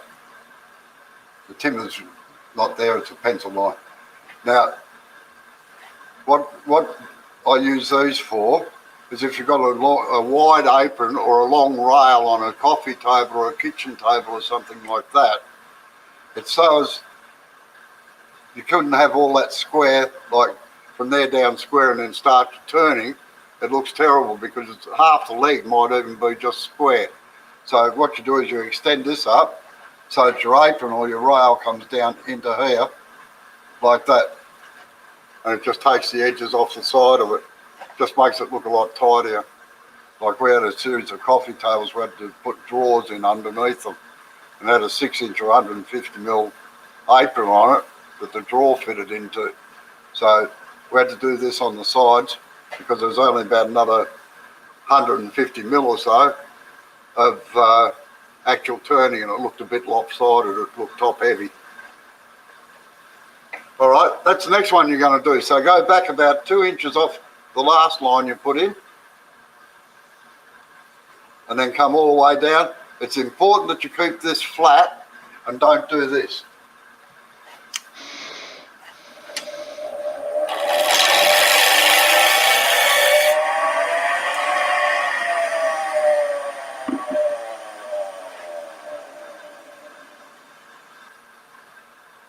And end up with a big hollow in here. You can use that in other parts of things, but on table legs it looks terrible.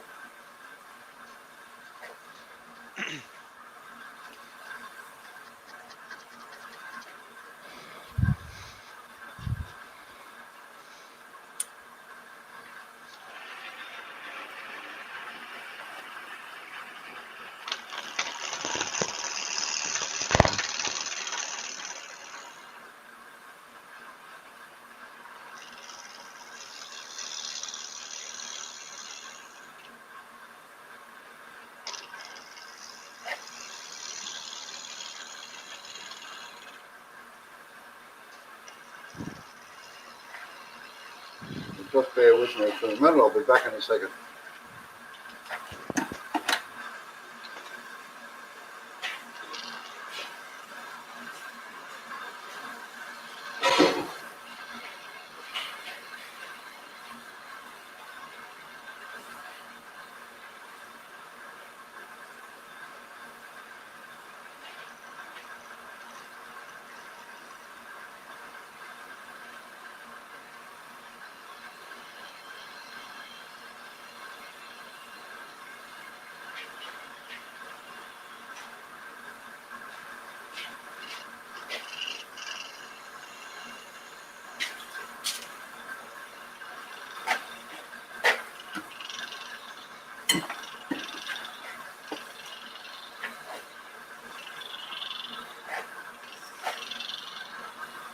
Yeah, just pull your curve in a little bit of your rod.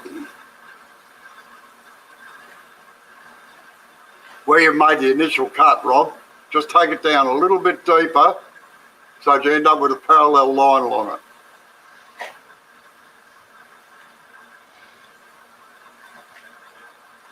Bonus tonight, people, colouring. Ooh. What was that about? Turner's turn and who colours and burns? Yeah, well, yeah. Yeah, then they can't turn, colour and burn, or decorate and burn. Thanks, Robbo, for that.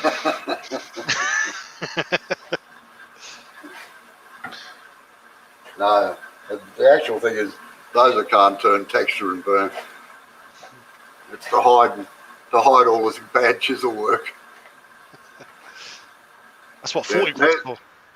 Sorry. That's what 40 grit's for, isn't it? 40 grit sandpaper. Yeah, I got 16 here actually. Jeez, it's a brick, isn't it? Yeah, well, it's like bluestone pictures. Yeah, it's was actually used on drum sanders that they did for the heavy floor sanding. All right, yeah. I need that 16 grit, please. Now you've gone a fraction too deep, Rob. You can see how it narrows in at the top here. Yeah. Right. Can it be saved? Would that be no good? No, that'd be all right, but it's much easier if you can get a flat section along there. It's easier to line up than trying to get the curve exactly right. Yeah. If you're doing subsequent ones. Well, How are you I'll just going up take a there, little Joe?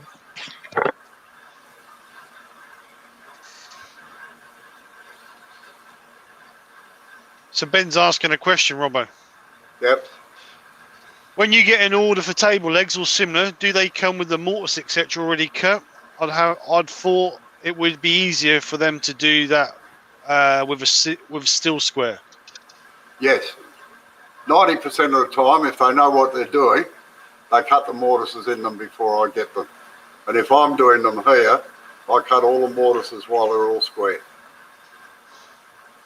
Because you can imagine trying to balance a table leg that's only got a 4-inch square section here on a spindle moulder or something, or a router, trying to get the mortises into them.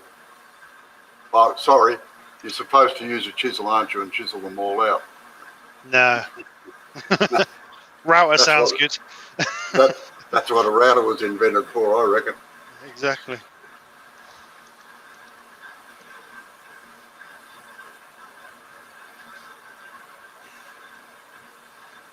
Hello, Jay's broken loose with the... Jay's doing some colouring. Yeah.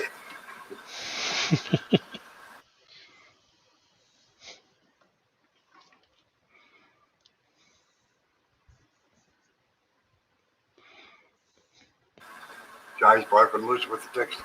Yeah, that's better, Rob. But see how you reduce the diameter down on the actual round section. You want to be very careful of that. Right. Now, the importance of getting it square in the lathe, I'll just show you why.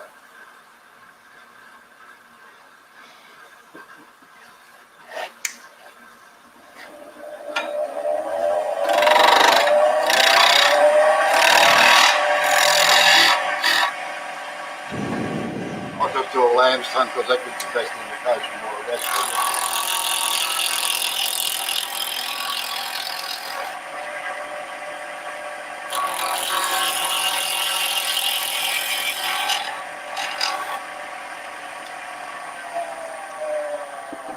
If you don't get the timber square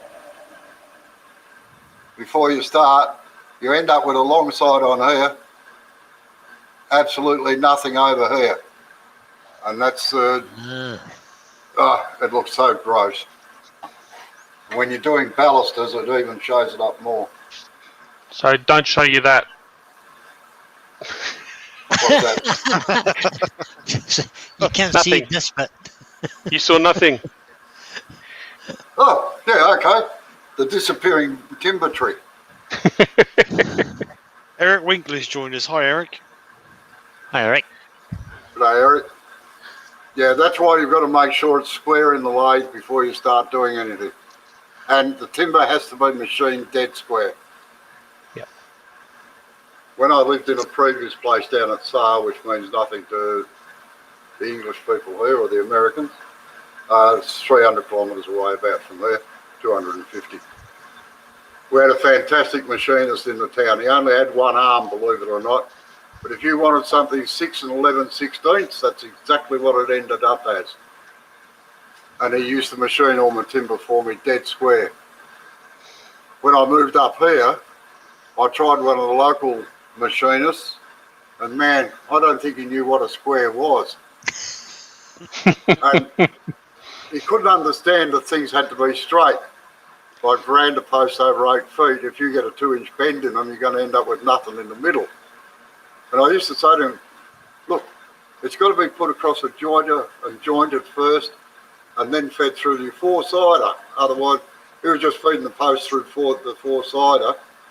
And if it had a bow in it, it kept the bow in it. So it never straightened it out. Just, I don't know how much timber I sent back, so I ended up having to buy my own jointer and thickness of it to do my own timber because it was just absolutely rank, the thing he was doing. What I went to get before was all these shapes that were actually on a board, but I must have given the last one at the demo that I did at the club, I think. I used to take one along that the club could keep, or they could keep the demo place, so but they had a reference. I used to stick it up on the wall or elsewhere sometimes, I suppose. But, right.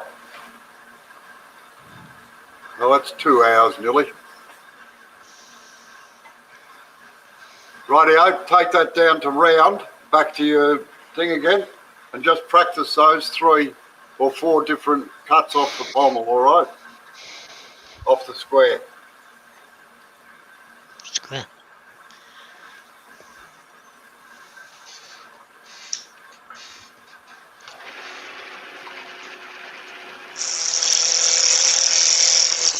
Oh, I forgot to ask whether everybody was having fun yet. They all hate me, I think. They're all quiet, so they must be concentrating.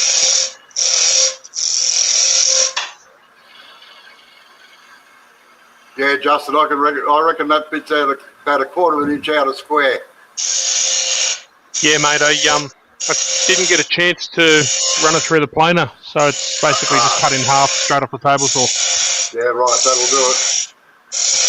You got 42 on one side and 45 on the other.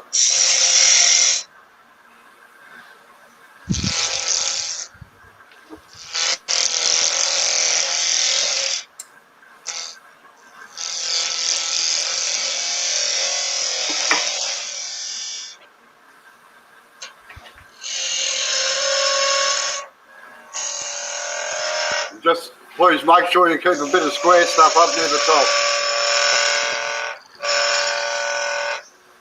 This is where I get to have a rest.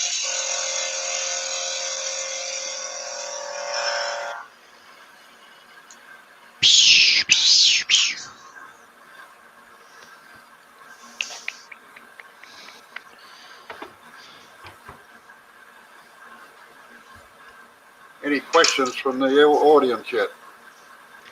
No, No? Oh, No, very yeah. quiet tonight. they're just talking about the Festal domino cutter. Oh, yeah. I must admit I still use the good old router or biscuits. Yeah. I don't do enough furniture anymore to warrant a domino.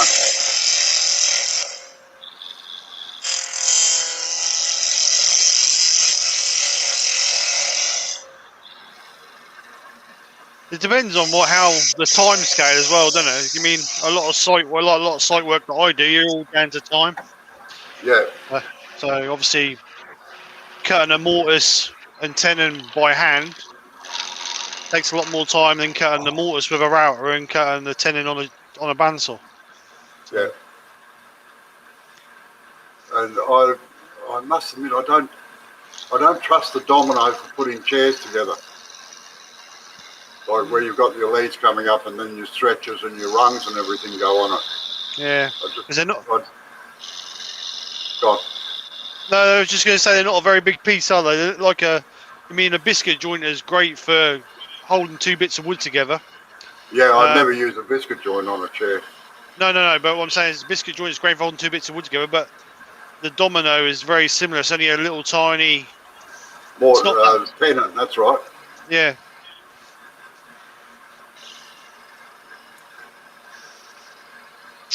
So Eric's put That's good, Brian. So Eric's put I am late, so I figured out what all you could doing. I am catching up because I'm late. You should have seen the first part, Eric. You need to go back and watch the first part, mate. Beads and coves.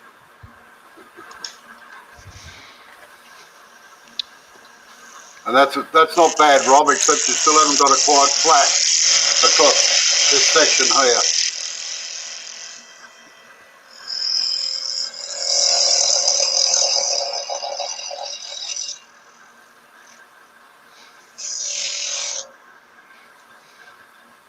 Sorry, Justin at least. But that could be a bit of the timber. You haven't got it flat down along this section here. It tapers in a little bit. Yeah, you're right. Need to come in more aggressively at the start. No, you need to come in a little bit, just where it goes over the corner there, it just needs to be a little bit less. You need to start at a fraction. Needs to come like that. Joe Senior's come in to say hello. Hi, Joe. G'day, Joe. That's good, Rob. See you later, Ben. Yeah. Benjamin's leaving, is he? Yeah, he's going. Yeah, good night, Ben. Thanks for coming in.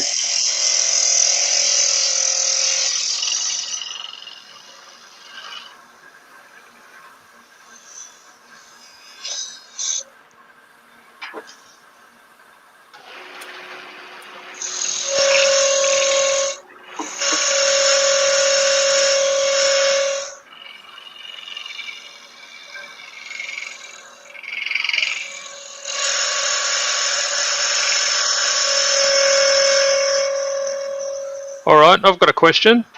Yep. You're fitting up this for a table, as an example, and you know you want to get your mortise in here, as you said. Yep. How do I know? Let's say I need that to be exactly that big a mortise for the join. Yep. When I'm turning, how do I know what this dimension is supposed to be to give me enough meat here? Right, you put two lines down like this.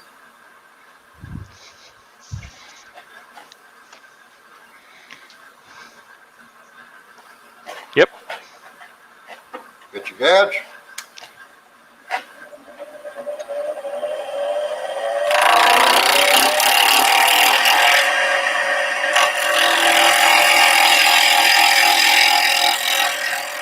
You just run it straight off at the moment.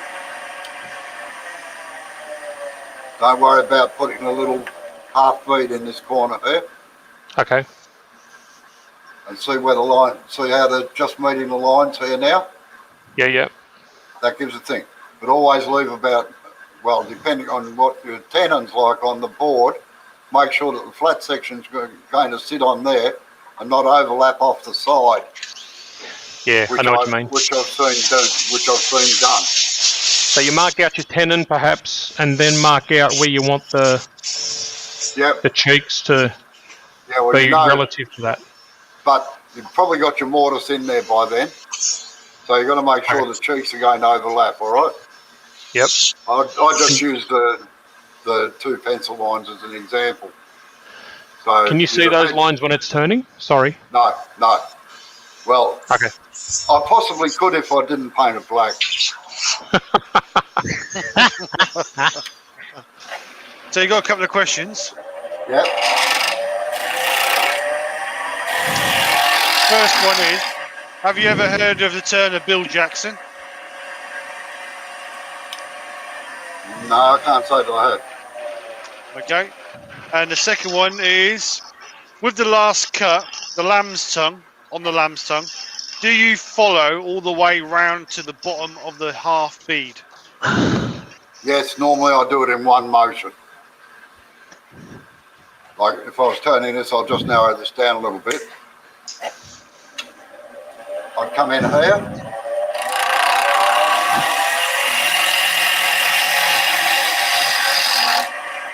And do it all in one sweep.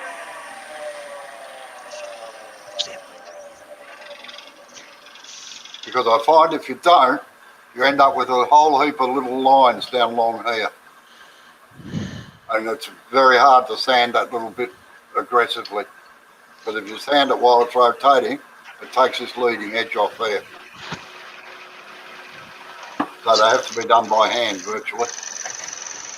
Terry's having to go. See you later, Terry. See you later, Terry. Thanks for coming in. Rightio. How are we all going, folks? Pretty good. Super. Yeah, yours looks pretty good, Brian. It's I must admit, I love doing OGs. It's one of my favourite shapes. Even in bowls, I like doing OGs. I reckon Brian's looks like you could use that as a false leg. It's a pirate leg. Captain I Hook leg. was just thinking the same thing when you said it. It's a pirate leg. Right. Now, I did say there was another way of doing the entry cut. And this is done strictly with the Skew Chisel. Oh no, not the Skew Chisel. Yeah, that evil demon tool. I just don't quite like it. Right. Eric would like to know if you can zoom in a bit closer, Robbo, because you can't really see. Yeah, what I'll do is I'll put me on full screen, all right? Good plan. Can you see it now, Eric? Right, so this is where the square comes down to round. It's a finished cut where it meets the major diameter of the timber. So what you do is about on that line, use the long point of the skew. Now you don't put it in aggressively or this will happen. You probably saw it.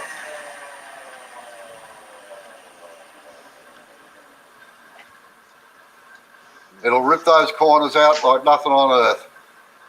Doesn't matter on this side, but on this side, that's the bit that flew out when I did it. So it's hastened gently. So you just nick it, recut, recut. Now leave this part here alone. So again, you keep the side of the bevel here, facing at right angles into the timber.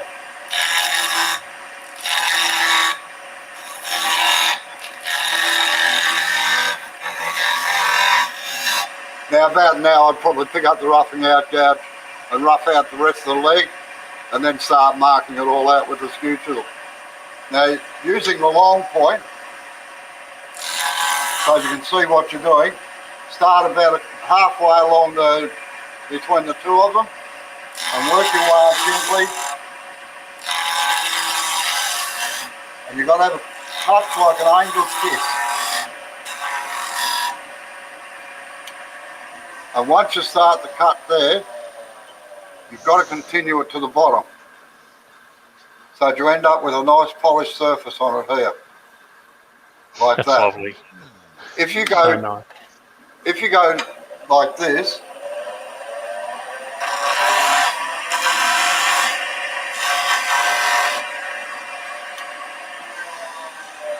the only two options you've got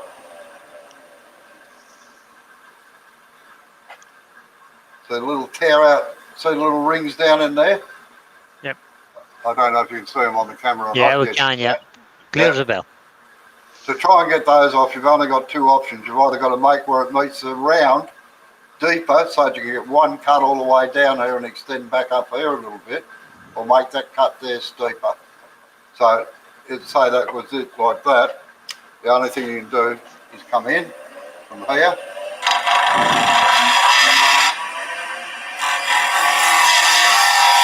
And suddenly you've reduced the diameter down in here. Now, another dirty little trick. Oh, wait on, I'll just get rid of this. Right. Who did that? Wasn't me this time. Or the first time. No, that's what I get. That's what I get from actually looking at the monitor to make sure I had the chisel in the right place, and I didn't.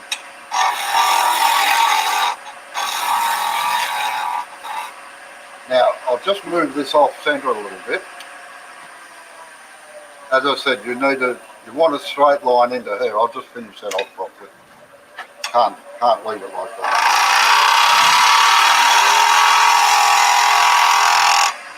Right.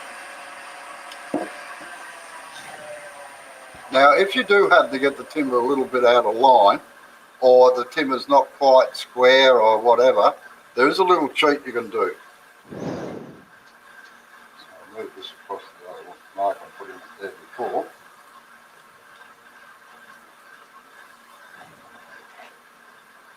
A lot of the times you have a little flat section here before you start any details down in there, like you might have a bead here or a cove down in here. So if you know the timber's not quite square or anything, what you do is cut under that.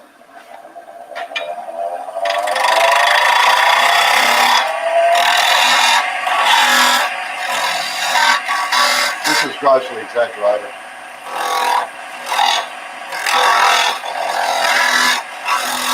Like normally it wouldn't be that far out of line.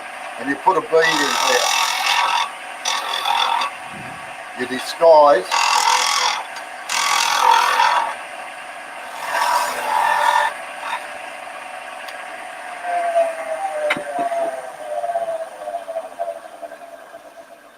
Because the place where you're going to pick it up is where it meets here. You're going to have a short side, a very long side, whatever. So by putting a bead in there and getting this down underneath the diameter, it actually hides it a little bit. So that's just dirty little trick number 410 from Robbo's Black Book of Dirty Tricks.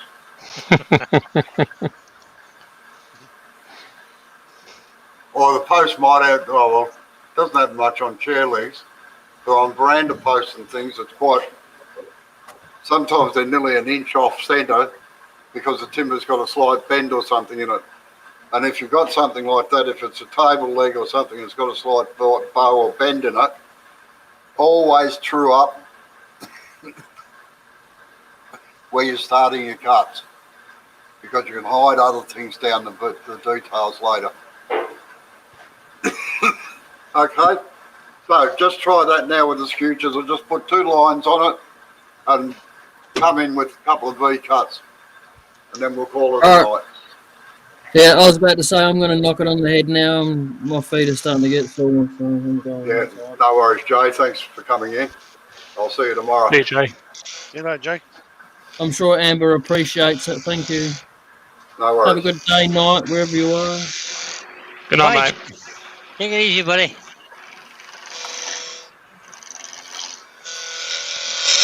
Whoops. Yeah, not too aggressive. You can always widen out the cut, but you can't put timber back on. I'm trying to invent a machine that does, and man, I'll make a fortune. Robert Dolman's got to go. See you later, Robert. See you later, Robert. Thanks for coming in.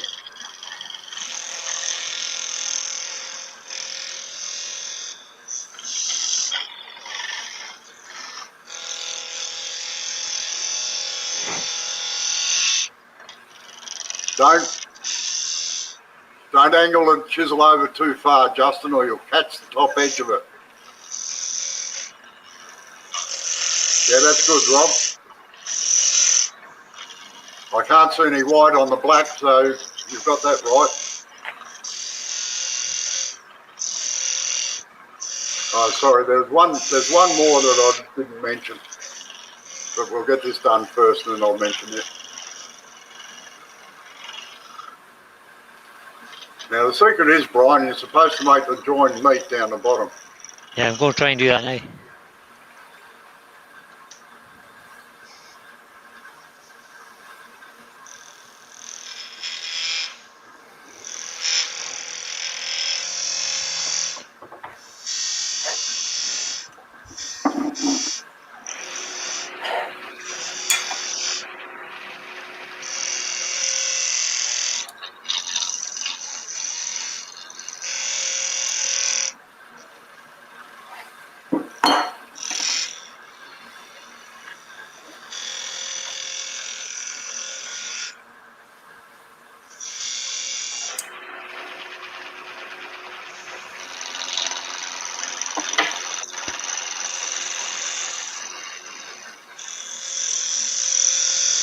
Right, that looks pretty good, Justin.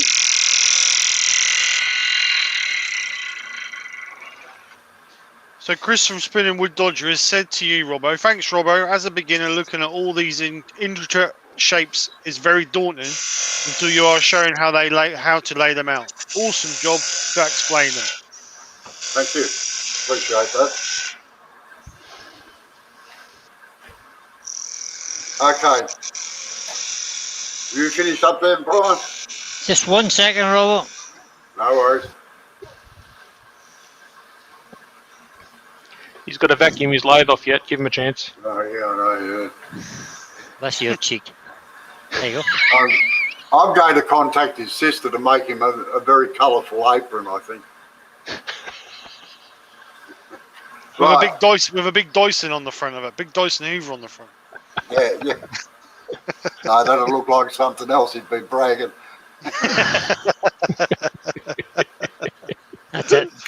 That's it. I've just had enough of you all, so I'm going to put that camera on there and just.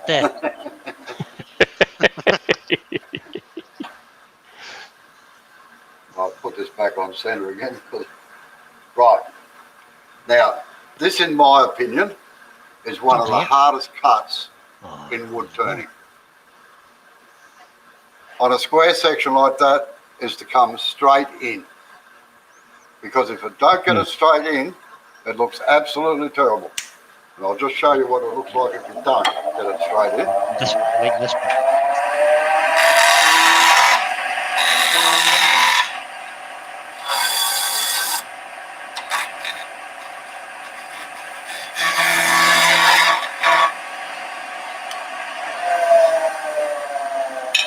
Now turning it around to the black side.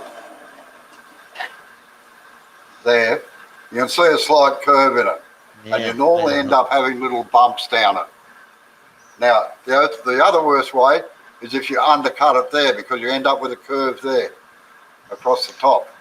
And that looks absolutely rank.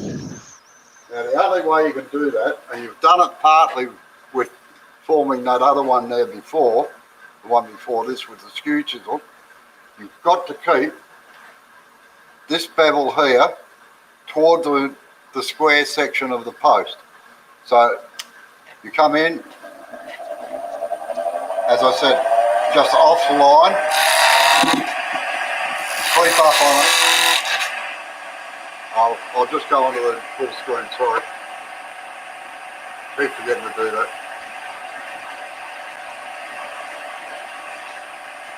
So you keep this bevel here, exactly at right angles to the timber. So you come in, recut there, and leave about a millimetre or 1/16 of an inch. Get rid of all this stuff out of there first.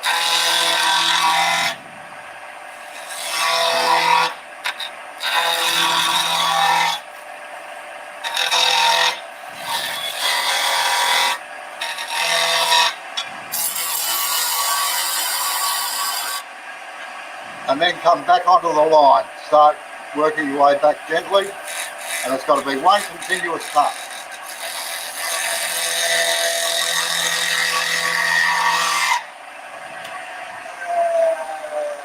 and you do not have much pressure pushing it against the timber, and it should be straight.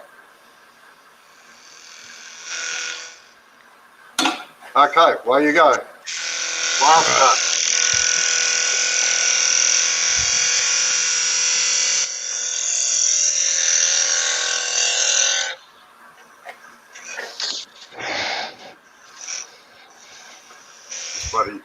This camera there squashes everything up for some reason, and it puts a little curve on things as well where you don't want them sometimes.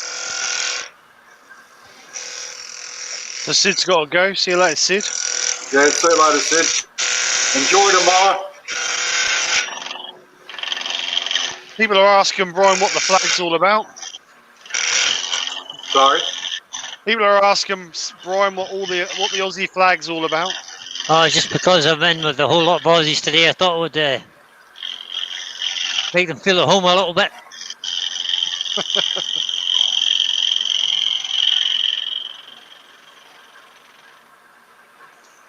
He probably wants to migrate out of here. Nah, don't think so. It's too bloody hot. You are right about that.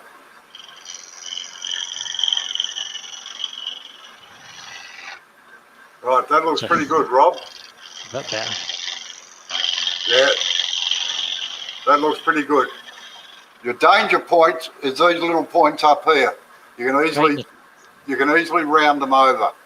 Yep. I think I have done just a tiny little bit here.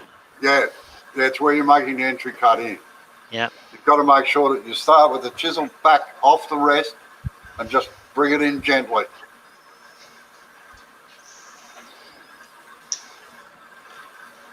That looks pretty good, Justin. Cheers, mate.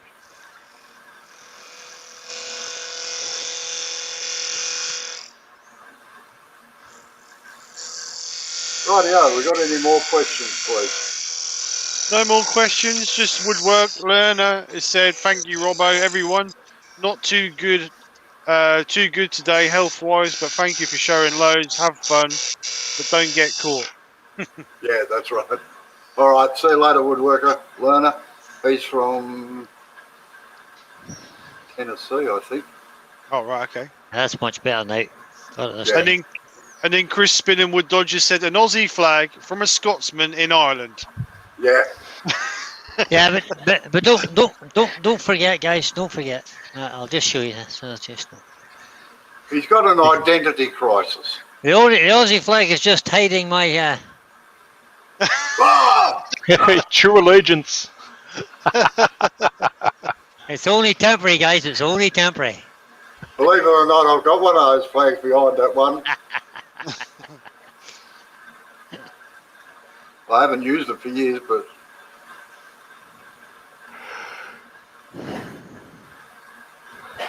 okay, gentlemen, I think I might call it a night. All right. You've done well. Excellent, Robbo. Thank you very much, mate. Really appreciate that. I'm trying to think of what show it came from. You have done very well, Mr. Grace, I think it was. From Thank you, Rebel. right, now next week you are going to need 70 by 70 machined dead square. Oh, Sounds like a table leg. You are dead right. How long a piece do we need? I think we need 4. 430 millimeters. 430 long and Yeah, and 70 by 70. 70 by 70 by 400. Oh, I could struggle. Yeah. Get 4, Brian, there and you can make the table. 70 by 70. If you don't mind, and Right. I'm more than willing, I did say to cut some 35 by 35 of any timber that you wanted. Do you want to do that now or not? I've got It'll some only take 40. No, I'm done for the day. Yeah, okay, no worries, Brian. I know 2.5 hours of concentration gets a bit hard, I know. I can do it if you want. I've got some 40 mil by 40 mil by 350, Yeah. 325. By 300? Yeah, it's a Yeah, bit bigger all than. right. Okay. Justin, you? Oh, I might head inside now, mate, actually. So, All right. getting a bit late for a postie, but thank you so much for everything tonight. No worries. Really appreciate it. So there's a couple of questions quickly. Yeah. Flick Felicity has said, not a question, but I really like to thank Robbo for sharing his knowledge with us all. Yeah, I totally agree with that. Me too. Here. Glenn has put, thank you for the lesson. Fantastic job all. Eric Winkler has put, question. I have learned a lot and will go back and see the beginning. You need to do that, Eric, because that was really good. Chris Dodd has put, learned a lot as usual. Thank you, Robbo, and everyone else. Darren's put, thank you, Robbo. Yeah, don't disappear yet, Darren. Going to do your favourite article. Robert, Dr. Bob has put, excellent job, Robbo, as always. So there you go. I have to go now because my wife just came in and says, "Are you still alive?" Yeah, and I've got to go out in 20 minutes, so I'm going to have to Yeah. shoot off as well. All right. I'll try and go as Thanks. fast as I can. Thanks for doing that, Steve. Righty. That's not a problem, mate. Anytime. Take Thanks, care, Robbo. Deacon, Brian. See you later, Brian. See you later, Anyway, guys. See you, you're Rob. welcome to- I'll catch you guys tomorrow. See you later. Yeah. Do you put your link up? Put your links up for your lives. I can't, mate, because I'm not moderator. Oh, sorry, I couldn't do it. That's right. No, that's not a problem. That's not a problem. I'll Right, fix thanks for that. thank you, mate. Thanks for the invite, and if you ever need someone, mate, just give us a shout. No worries. Thank you very much. I appreciate it. And I've really Yeah. enjoyed the lesson. It's really, really good. Really good. Yeah, Oh, me good. too. See you all All right. later, guys. See Bye-bye. you See you later, Brian. Bye. Righty-o, Rob. Down around.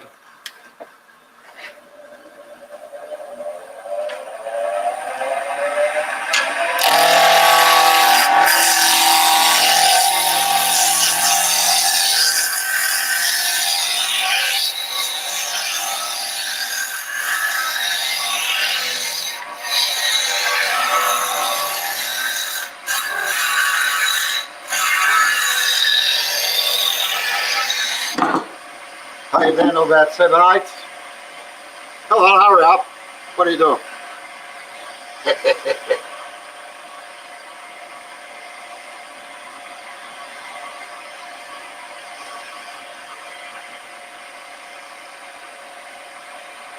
No worries, Lawrence. No worries, Rob, Copperell.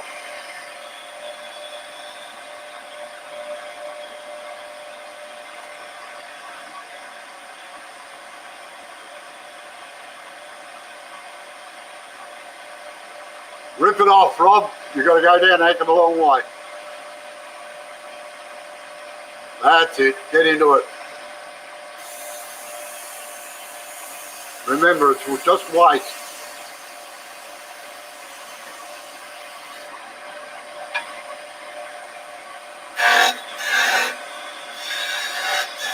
You make the spurt of your own design, Rob. Doesn't matter.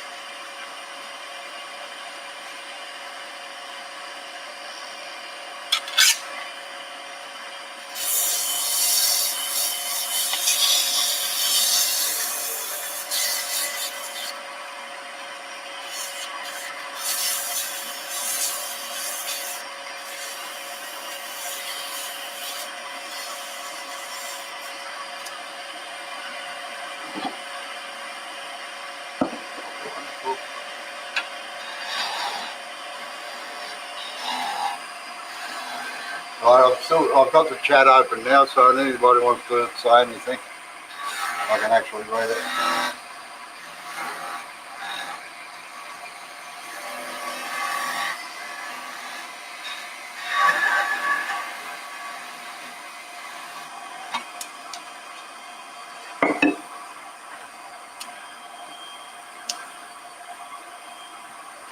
Yes, you are, Darren.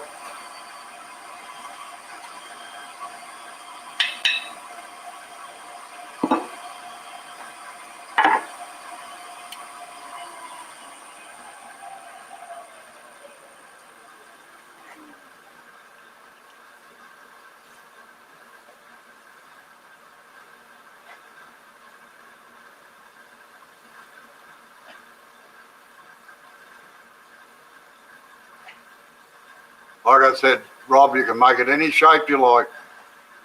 The secret is to make sure that the bottom that goes in the pot to stir everything is rounded over so it doesn't get caught.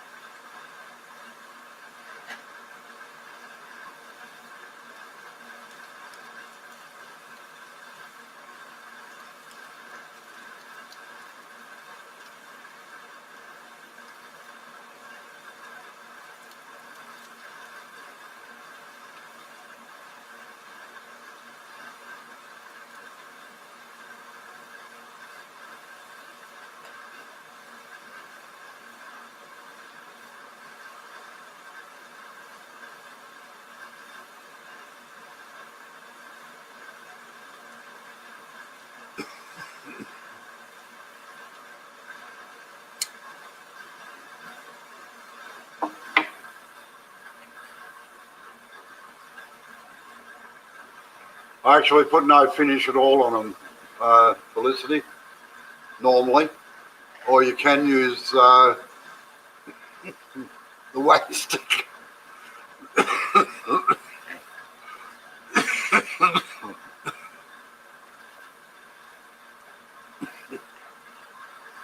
The U-Dirt shit-hot wax stick works exceptionally well for those.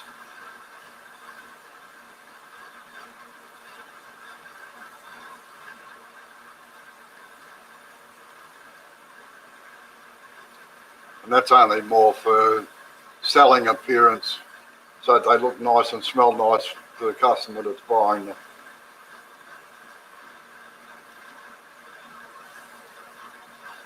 We used to supply a kitchen shop with them, and they actually specified they wanted no finish at all on them. Used to make wooden spoons and scoops for them as well, and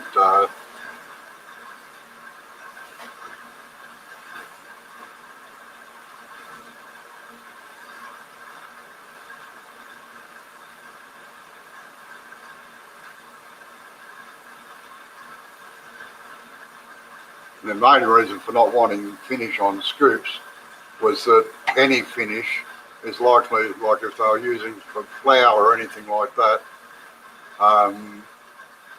it used to clog up in the, like it clogs up, clumps up, or whatever you want to call it. There was always a residue left behind.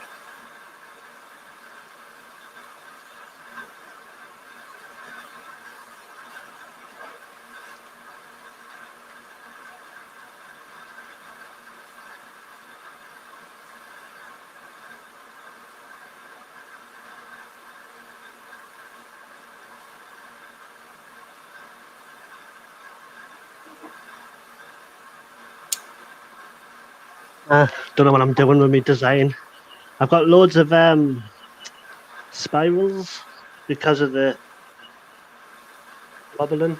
You're pushing too hard on your skew chisel then. That's the cause What the pushing timber- too hard.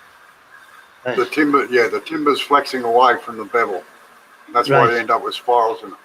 Go. But What speed? What speed have you got it on? I had it on 2000. Yeah, if it's got one more, put it up to that. That's the highest. Yeah, I can see the spirals in it. So don't quite, just glide the bevel. Don't rub the bevel, just glide it or kiss the bevel.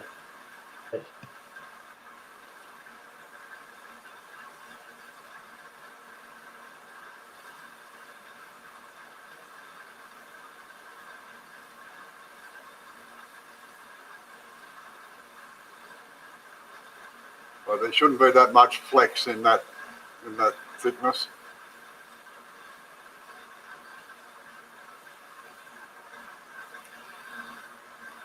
Now have a look and see.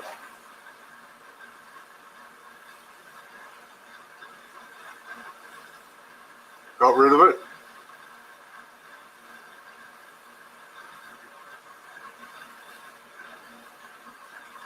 Yes, it's I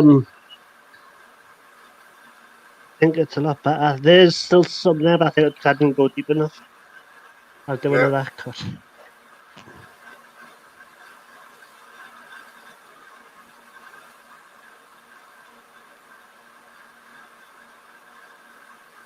No problems, Eric. You have a good day. Yeah, that's my thing too, Felicity. Finishing's a pain in the neck. Fortunately, when I was production turning, 99% of my work went out unfinished. It was raw. They'd finish us to stain them and do what they had to do to them. And I've got a saying around here, most of them have heard it. If it doesn't come out of a gun, it doesn't get done. So we use spray guns and nitrocellulose lacquers.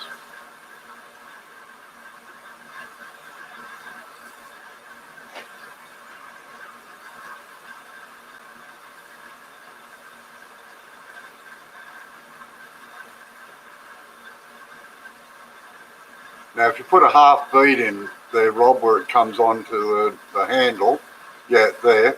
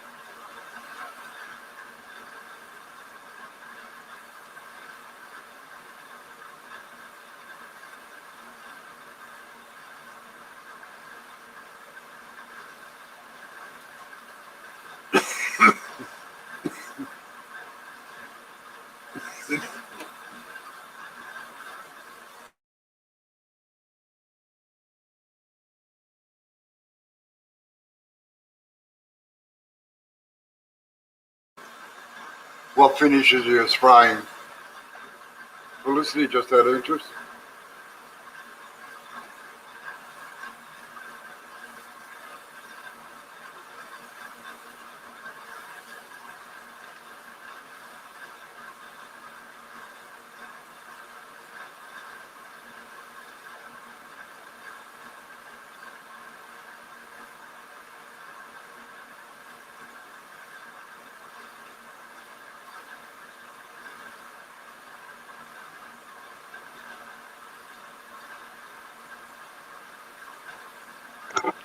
I'm still slow, Anna. No, I'm I'm just, faster. I'm faster. I'm just very quick. Yes. Uh, um. Yeah, I'll sign that later. And part it off. Yeah. Right, Felicity. I must admit I don't know that one. Take it's the Cabot's one, which probably takes about an hour or so to even get touch dry, does it? Not a fan of Cabot's lacquers and things, their oils and things. The Danish oil's only thin down polyurethane, I think.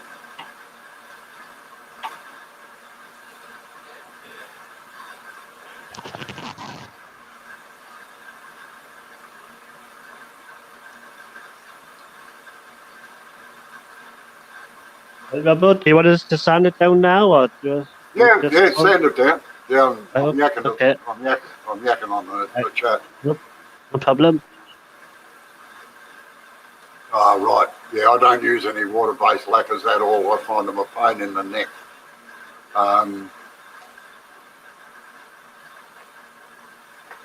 Uh, Steve's upset me here. Yeah, mine used to be just straight off the Skew Chisel as well. A coat of wax and that was it. Yeah, I find a lot of trouble with water-based lacquers. If you want a high gloss, you can't get a really high gloss in acrylic lacquers. But I use nitrocellulose.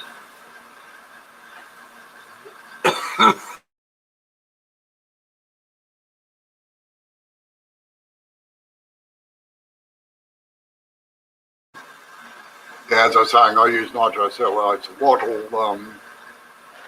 what is stuff called?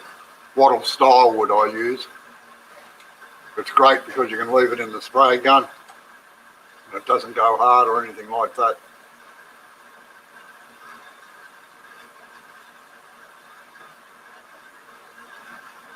It's dry on a good day. It'll be dry by the time you put the gun down on the rack to pick it up. Then you can do the other side of it.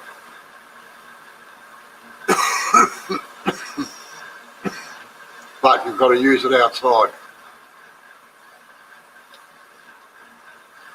Otherwise you start floating around the workshop or in a spray booth.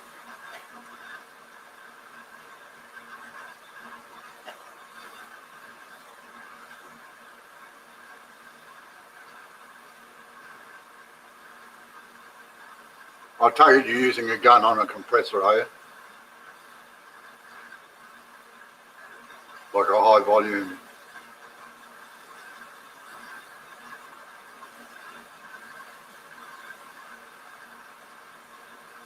Low pressure, high volume.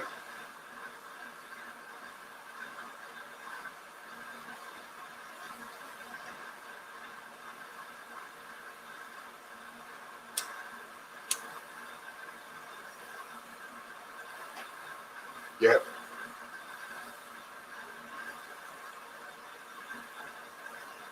Yes, you look up Wattle style wood. It's an NC lacquer. Yeah. It doesn't matter whether it's gravity. I must admit I've never used it in a gravity feed gun, and all mine are suction guns. But in the suction guns, it doesn't gel up or anything. I've had the gun there sometimes for 18 months before I've used it, and I just add more in on top of it, and away it goes. G'day, Blair.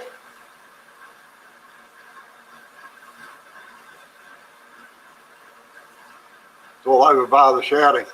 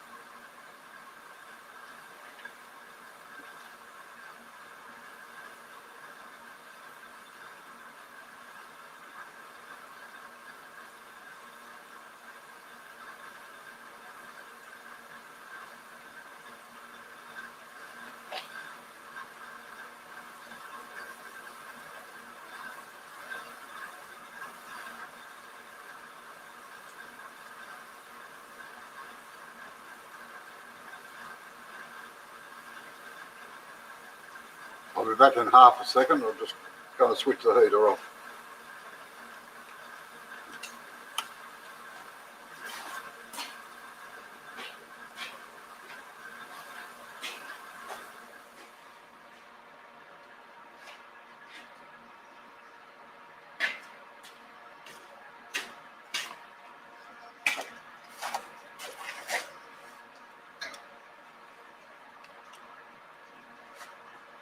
Did I answer your question sufficiently, Ricky? Right at the start about your grinder. All grinders used to do that speed at one time. They were always 2800.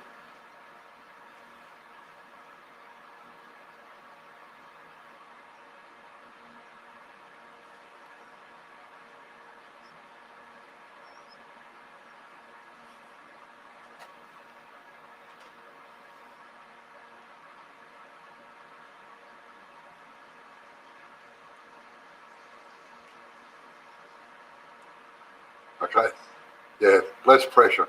It's all in the hand and the eye of the operator.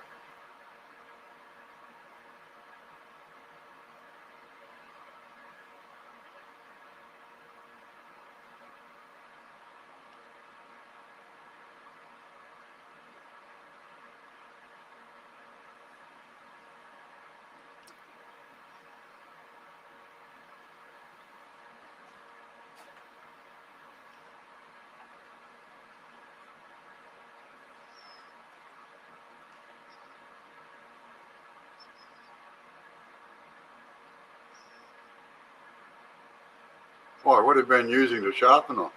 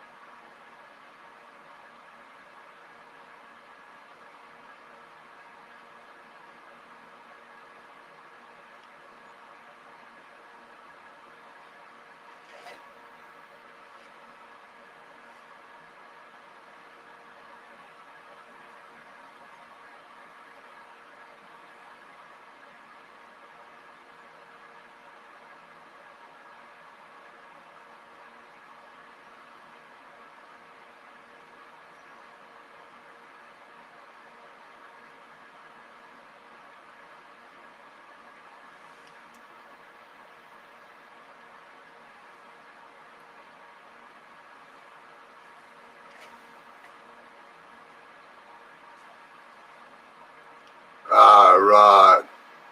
Well, what grinders are they using there then? G'day, Terry. Back again.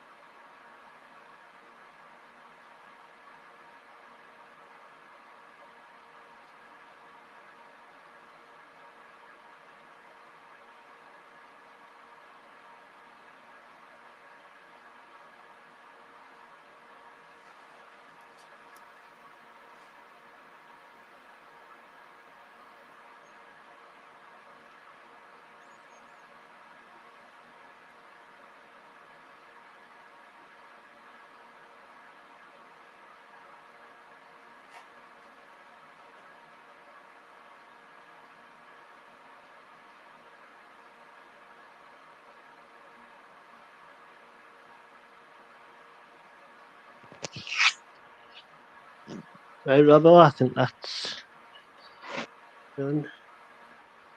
Yeah, that's not bad. Could have been a bit thinner, but that's okay. I could have. I don't know what I'm doing. Don't know what I'm No, doing. that's all right. No, that's fine. No, you've done a great job. All right then, Cheers. folks. I'm going to make myself a cup of tea and calm down a little bit. So I will catch you all later. Thank you all for attending. I hope it's been an interesting night for you and not too boring. So good night all. Good night from Rob. And Thank you all. I'll catch you later. Just stay in a minute, please, Rob. Yeah, no problem.